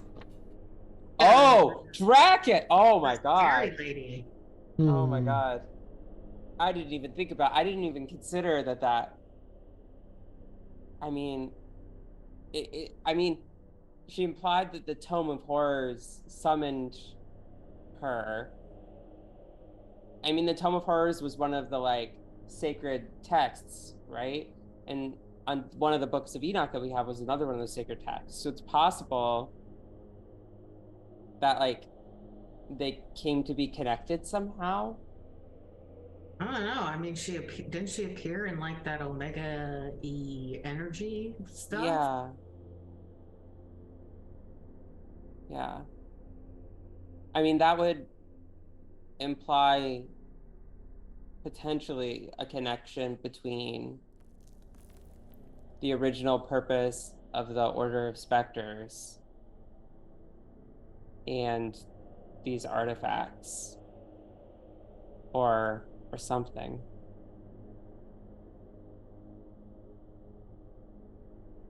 This could go a lot deeper than I think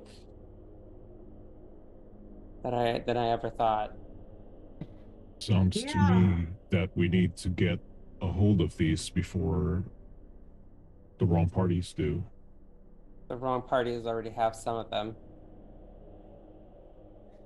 My sister has 2 of the books of Enoch, and I'm not sure if she has the ability to get here to Macaw.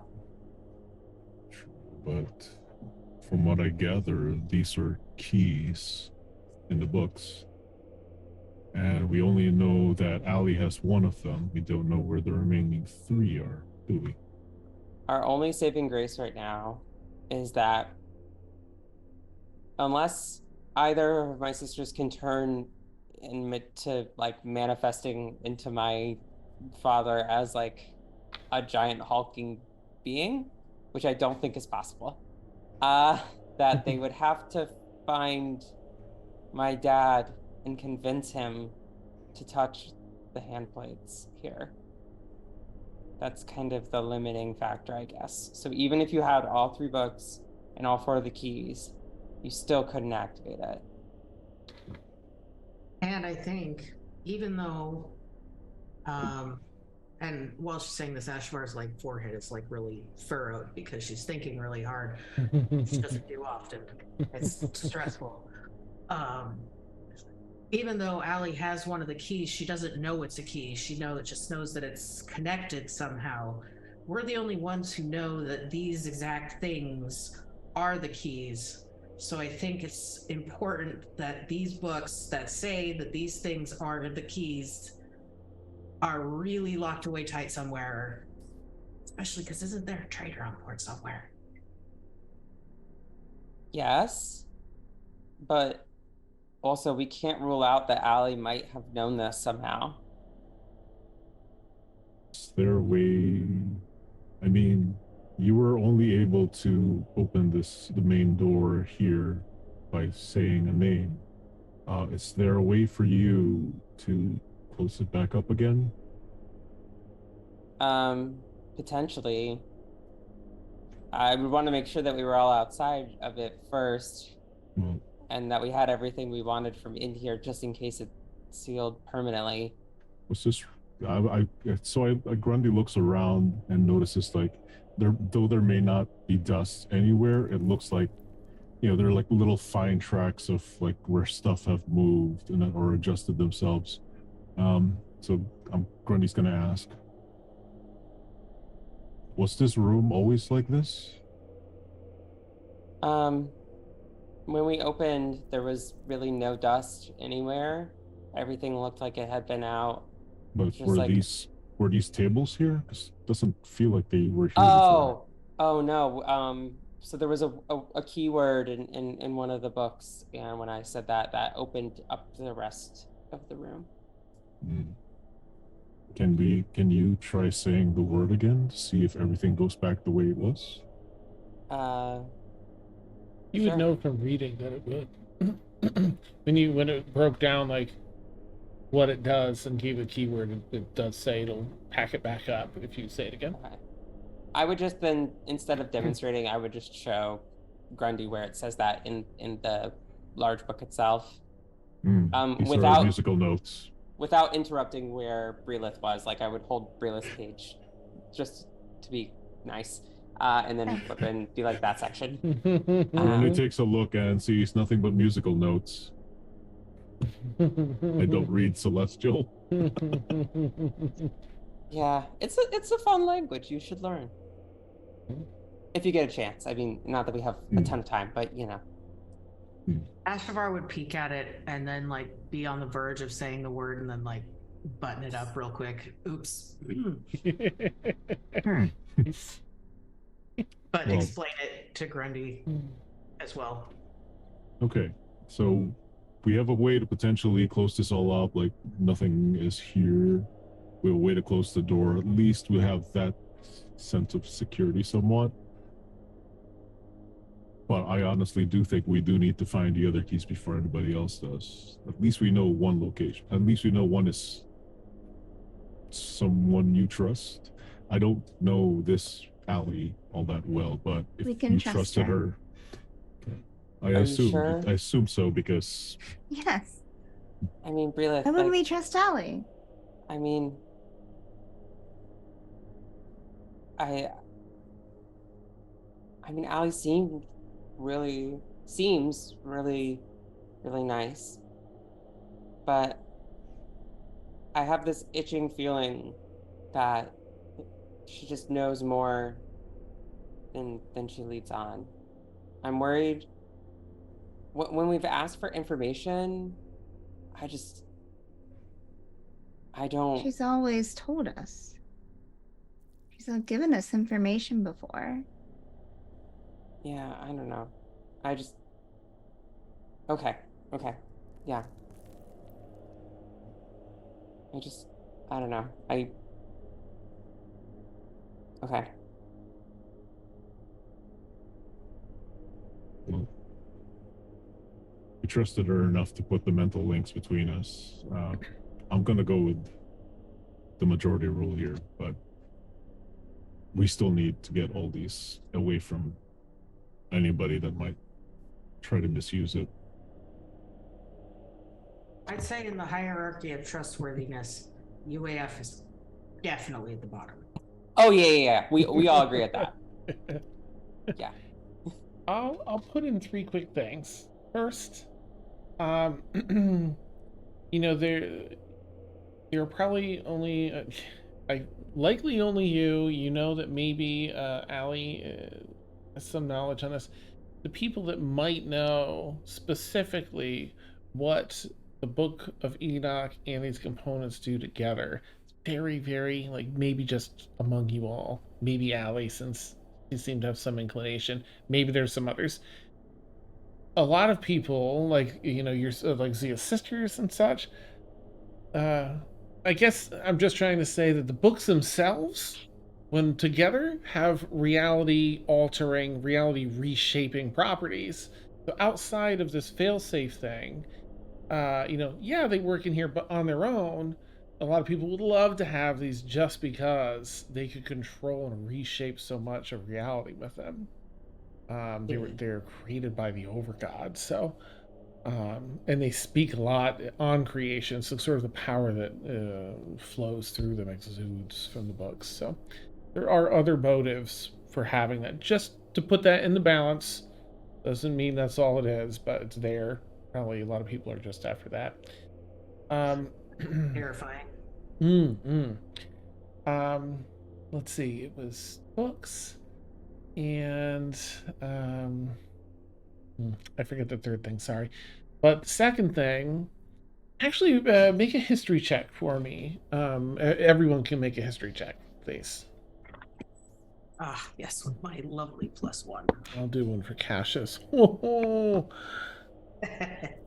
The 24 for Brelith. Okay, let's see. Breelith. Okay, Grundy. I got a 13. Okay, doke. Ashavar. I got a 7. I don't remember what I ate 2 days ago. Nice, yeah. Zia. I got a 12. Okay. And I'm sorry, Grundy, yours again was 13? 13. Yep. Okay. All right. Cassius and Breelith. The two of you just have this connection in your head about talking about this, accessing the island. Lisanna, on her person, has a folding boat that acts as the runabout for your ship, the Tempest, that she discovered in those ruins of Wanderer's Plea by near the base of that giant statue. It is tethered to the Tempest. It's a piece of ancient technology tied in tandem with the Tempest. The Tempest is tied with the island. This is a smaller ship, again, a runabout. Might also be tethered to Macaw, as Tempest is.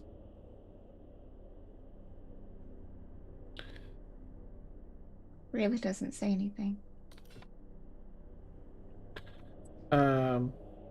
Oof. I feel like Cassius will. I feel like Cassius probably would. He's usually like, oh, but kind of practical. Like, oh. So, it'll kind of cover that. And Lisanna, unless she gave it to any. Relith, she didn't give it to you, did she? I don't know what you mean. Well,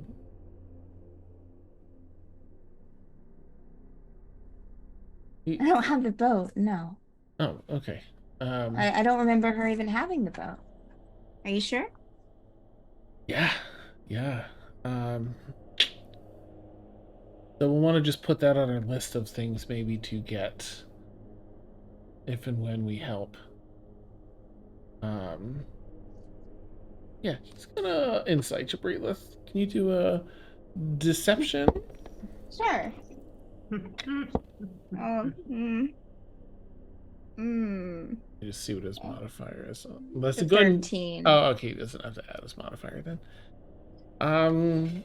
Yeah. So he can yeah, he can tell that you're gaslighting him. He knows you know. He can tell he knows you pretty well. You've traveled together a long time. He just files it away for later. Like, all right, maybe he'll just have a one-on-one with you later because he's not like gonna be uppity about it or anything. All right. Yeah. So anyway, it might not be a huge thing, but probably something we want to look into. Maybe we can literally look into it up on the 9th floor there, or 8th floor. I think it's the 8th floor with the scry room. I mean, I'd love to know where Lisanna is.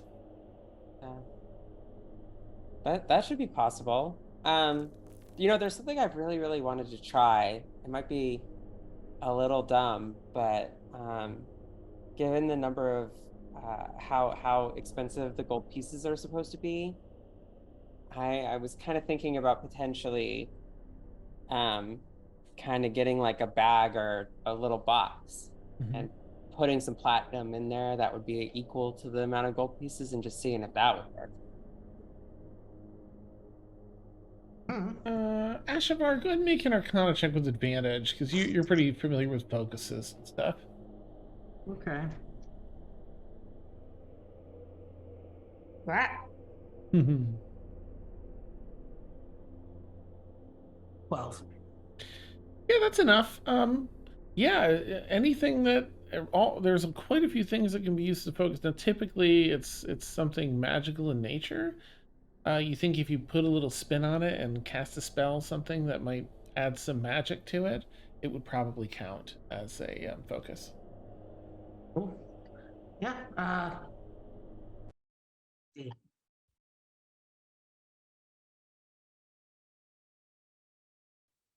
I have an idea. You put the platinum in the box, and then I make the box look like stuffed dinosaur, and then we throw it in. I like That's it. my version on it. What's a dinosaur? I don't know. I can tell you about it later. Okay, thanks. I appreciate it. Grundy was gonna Um, say something and then stopped. Something Cornelius mentioned the other day. It's, too long to explain. Gotcha. Okay. I mean, isn't that exciting for Lilith? We could potentially see where Liaison is and if she's okay. Yeah. I thought you might be more excited. No, I'm mostly worried. Uh, you know what? Understandable. Do you want us to look first and then tell you, or do you want to be there? I want to be there. Okay. I'm sure I can like find a box or something in my room that would work. Are we going now? I mean, I don't see why not. We'll shut the book and we'll probably just kind of like still like holding it, like almost like comfort, like you would like a stuffed animal. This is just a big book that she's holding onto. Incredible. Well, if we're going, we should switch everything back the way it was and lock the room. Yeah, before we do that, Ashavar will stow the books that she's been carrying. It's 1,000 gold pieces. That's 10 platinum. One platinum is 10 gold pieces. Oh. So does anybody have 26 platinum they put in addition to my 74? Because I don't think 1,000 gold pieces is gonna fit in a tiny little thing. I have 570 gold pieces. 846. Because like Dan, I'm just trying to think like, is there an ATM here? if transfiguration happens, is like mass conserved in a situation other than like a bag of holding? Yeah, you'd really want something that would be around the same as you'd want to go to platinum. I'll say that, like, for Brila's sake, like, having all that gold, at any point you could have exchanged some of that to platinum. So if you just want to be like, yeah, I've got 50 platinum, 6 gold, you're welcome to. But yeah, there's sort of an equal exchange for the most part. I mean, I also have a diamond. That's true, but we might need that. I mean, we can always make more money, right? Like, I've got 20 platinum. Somebody's got the extra 6. Yeah, then we're good to go. I can do 6 platinum. Okay, cool. For some reason, I only have 141 gold. I don't. I'm not a money maker.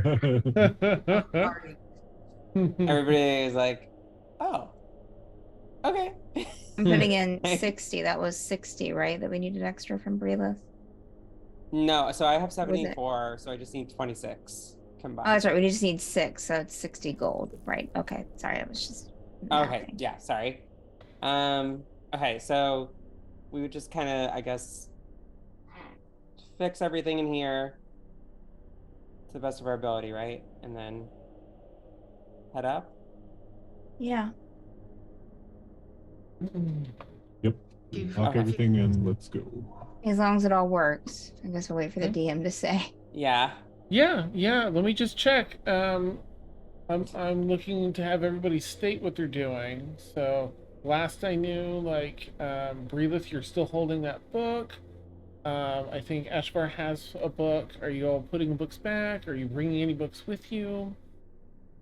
Ashavar has the two books about the tether and the engine. She's gonna put them back in the room where they were, hoping that closing the room will lock them away. Gotcha. Grundy's gonna step back. Grundy's gonna step back out of the way of any like sort of moving. It'll be caught in there. Okay. And Brelith, the big sort of instruction manual book. Probably just absent-mindedly still holding the book, like start to walk out.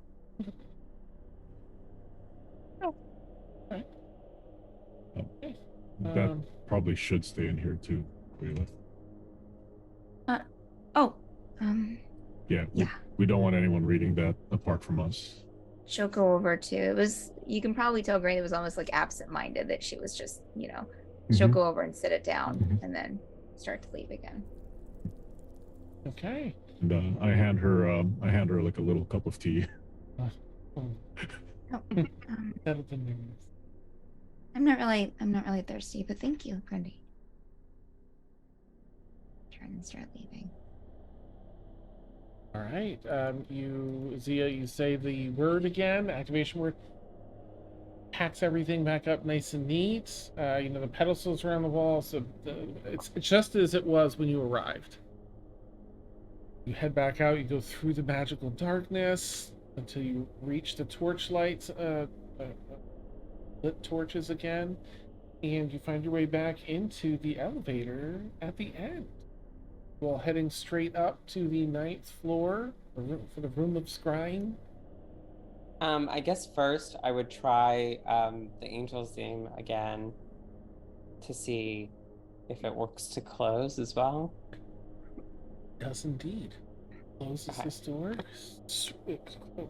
Comes from the walls, seals, and then that single beam of light from the torches seals up to a completely smooth door. Nice. Great. Oh, Okay. Glad it works. All right. Elevator visit. Well, It's coming back. And we would head up to Zia's room first just to find a little box. Okay, right. Um, Can everyone make a perception check? Relith.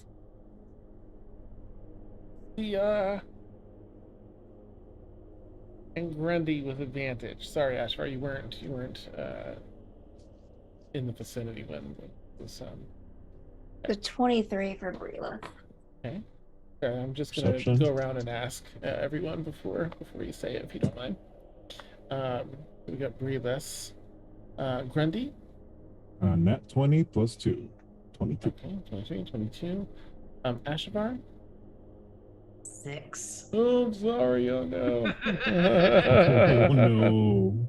I see nothing. Zia. out of 3. Oh no. Oh no. We run into each other. Looking for the box. Yeah, I would say you're focused on looking for the box so you don't notice anything. Yeah.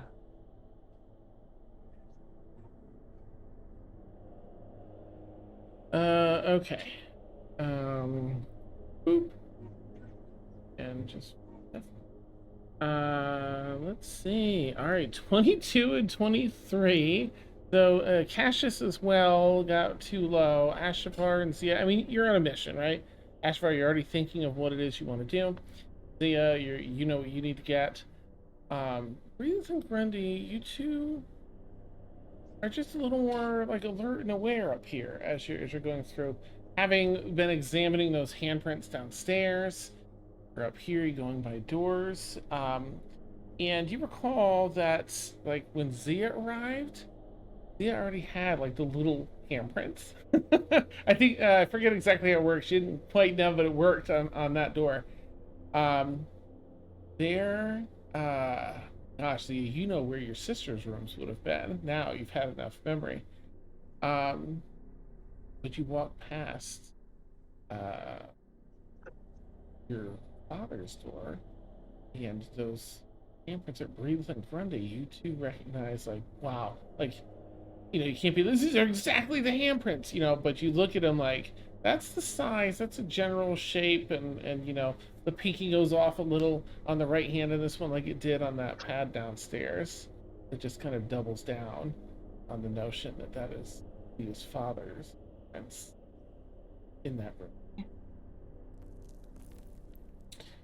room. Okay, Zia, you pull these platinum pieces from everybody. You get them in a nice little storage chest. Yeah, And- I would basically find a little music box, tear everything out of it, completely destroying it, and then kind of try to stack them all in there. So I picture you with your dagger. It's like. I'm sure if Cassius sees this, he's just gonna be like, "Oh my god!"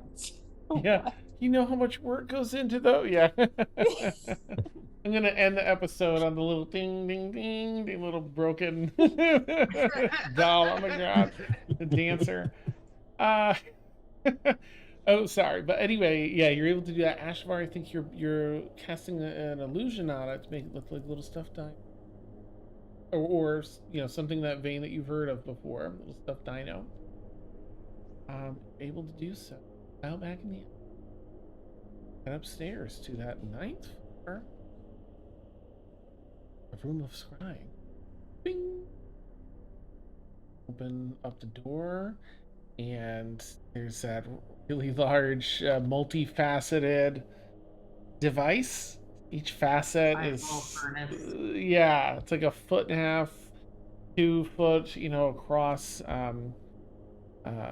hexagonal plates that are metal of some sort, but giant glowing red eyes with like a dragon's pupil in each that looks around, and the big maw in the front with, you can see like roaring flames, like a forge almost behind huge spiked teeth. And that's where you reach in and you put the focus worth 1,000 gold pieces in there. And then you can see through the scrying spell through the eyes, so you can all stand in front of an eye around it, and whatever you hear is spoken, uttered from the mouth. So anyway, you've arrived in this room, this thing in the center. Take it away. Well, Ashavar will walk up to the gaping, flaming maw. Wait, just before you do, Breelith, I think it would be best if you kind of are able to direct where it looks. Since you know Liazana best. Okay. Sorry, Ashavar, I didn't mean to interrupt. That's a true thing. Does that mean she has to put the box in the dealie? I'm not sure. We've never really done this before. Yeah, I think Sinister mentioned. Sorry, Gary. Go ahead. Just that Sinister once had said, yeah. I think shared it with everyone. Okay. I think so. There you go. Sure. Yeah, I can. Oh, okay. Careful of the teeth. Oh, kind of like make a face as she like places it in. Yeah. I'm gonna stand by an eye and look at it. Yeah, Ashavar will take a position next to an eye. Okay. Okay, so it looks like there's a couple save modifiers. There's a knowledge one, which, because Breelith is going to be doing the spell, you're familiar. That's the highest modifier, which gives the person you're scrying on a -5 to their roll. There's also a connection save modifier, where if you have a likeness or picture, a possession or garment, or body part, lock of hair, bit of nail, or the like. Those are the 3 levels. Do you have anything like that, you creep? Just kidding. You just have a What are these random things? on a body part. Yeah, body part. Just pulls out an arm. Bit of nail. Yeah. I've got her fingernails. Freaking what? I've been collecting her toenail clippings. God. I understood that reference. I don't think that Liaison ever gave her anything. Okay. You Yeah, at least so have I the don't- familiar. Yeah, I mean, she might. I would assume, and you can say no to this if you want to, Dan, but I would assume, because you said a likeness, right? Yeah, the first one is a likeness or picture. I would say that she's probably sketched Liaisana before Sure. I can see Breelith doing that in her 100%. journal. So Okay. I would say that she'd probably like go into her journal and tear out something and put it in there with it. Okay. That subtracts another 2 from Okay. Liazana's roll, which makes it a -7 to Liazana's roll. Now, let's see. This is lasts up to 10 minutes. No need for concentration because this device is doing it. Liazana needs to be on the same plane of existence as you. Wisdom save. So I'm gonna just jump in. I'm gonna do the roll, and then check and see. There's a set DC for this, which is fairly high because this is pretty advanced stuff. Here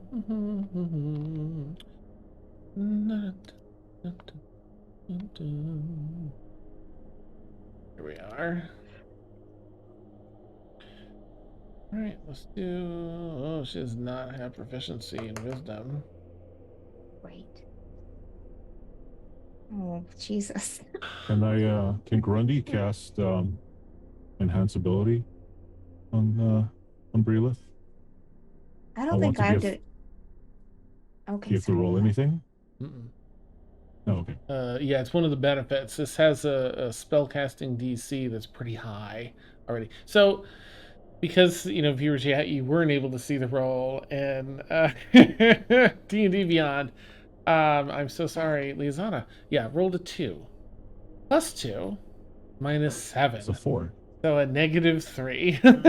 Oh no. So.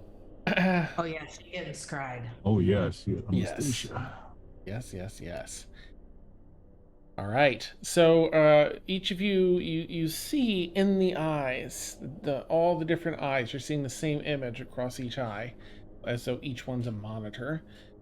And the roiling reds and oranges. It's like a Sauron's eye, right? In each of these plates, dissipates, kind of folds in on itself, and becomes foggy and misty, and as though there's a camera you're watching is being drawn through the mist at incredible speed, and then slows and stops, and you're looking out at this huge expanse over the Omega Sea. Then it pushes again, far and fast, and then in the distance, the dot of 2 islands.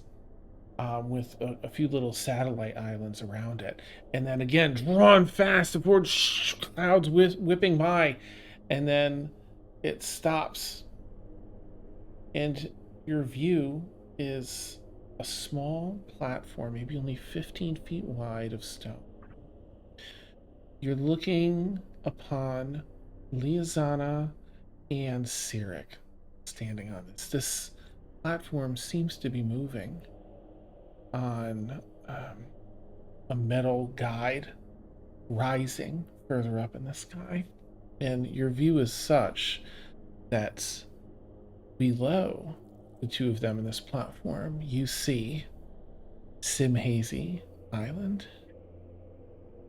and there's only one thing above Simhazy: the higher island that operates everything that Jolene was able to get to, and none of you were.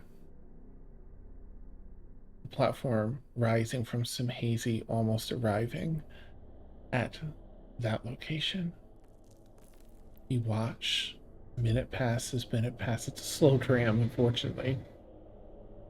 As it arrives and docks on this upper island.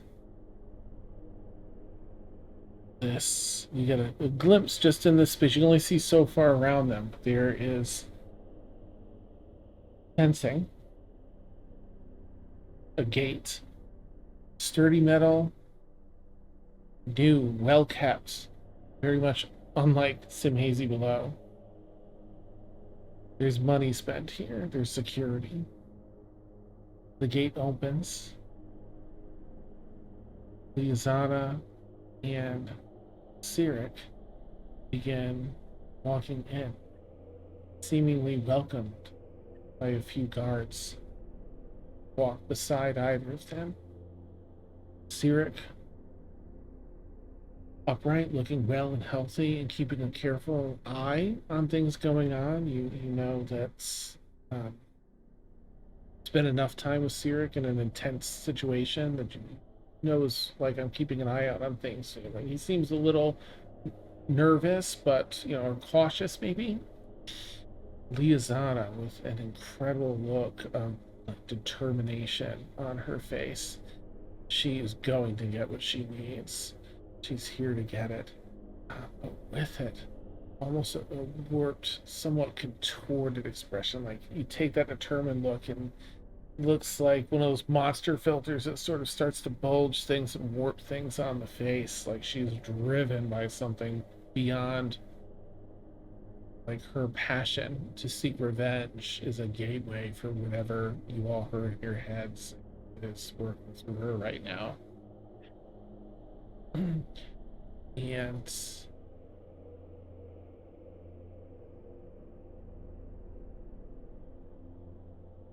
make a quick perception check, please, everyone. You're watching this.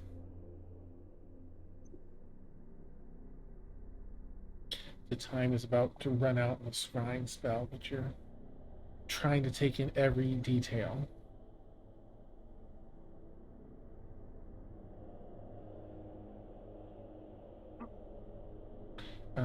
Relith? What did you do? I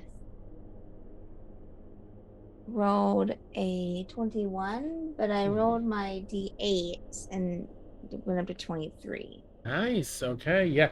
Get him in now if you haven't used them yet. Grundy, what'd you get?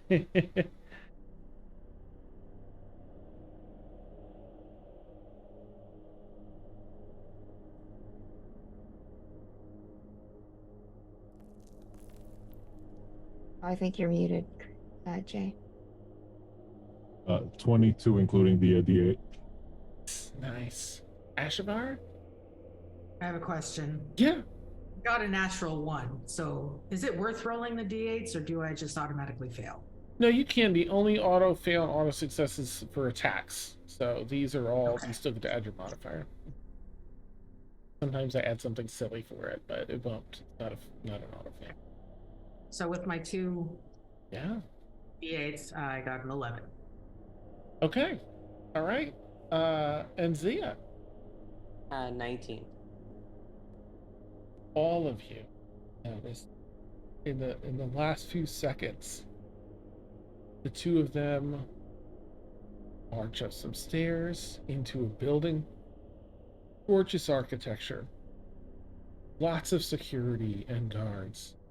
They step inside and they're greeted by 3 people. Each of which has long, sort of leather, roguish attire with a long duster. One long sleeve, the other one short.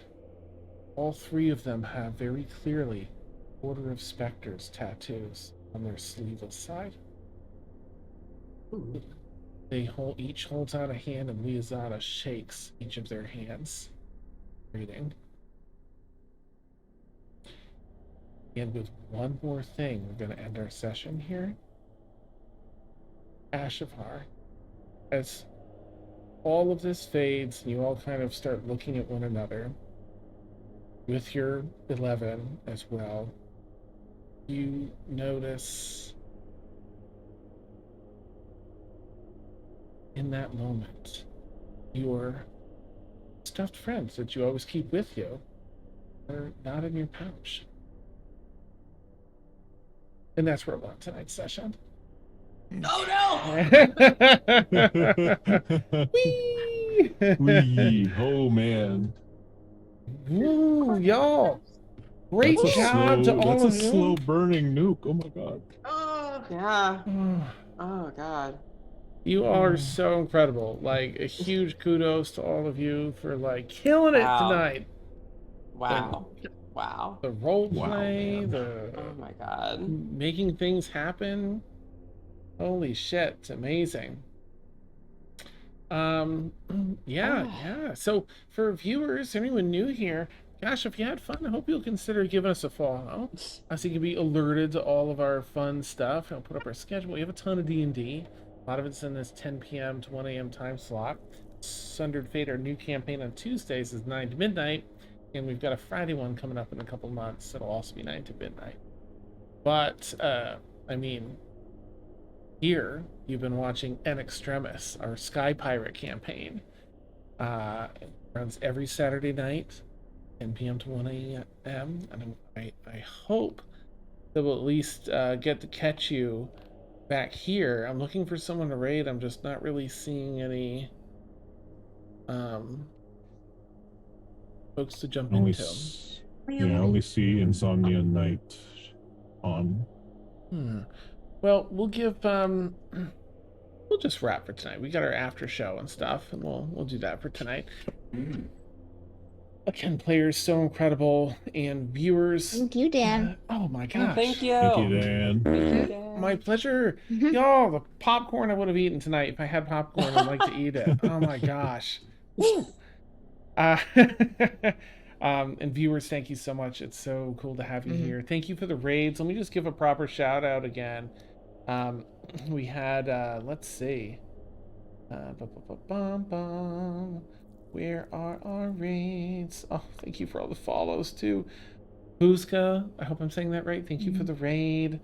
And we had Record of the Realms raiding as well. Thank you so much. If any of y'all have socials, and either the raiding channels, put them in Discord. Jeez, put them in the thing here if you don't mind. Or Discord. Yeah, yeah, or join the Discord and put it in there. We're a fun group of folks. But I want to be able to give you a proper shout out and some hype for being so kind and seeing us. For all the new folks, again, thank you for joining us. You've been amazing. We're gonna go do our post show, all secrety for our patrons. And oh, thank you, thank you so much, Jay. Nice, yeah, 69 plus 7 next week. Yeah. Look forward to it. I hope you all join us next Saturday. We can start unpacking some of this and start heading out on the next thing to tackle, whatever that's going to be. All right, well, have a great night, everyone, and we'll catch you all soon. Take care. Bye. Bye. Bye.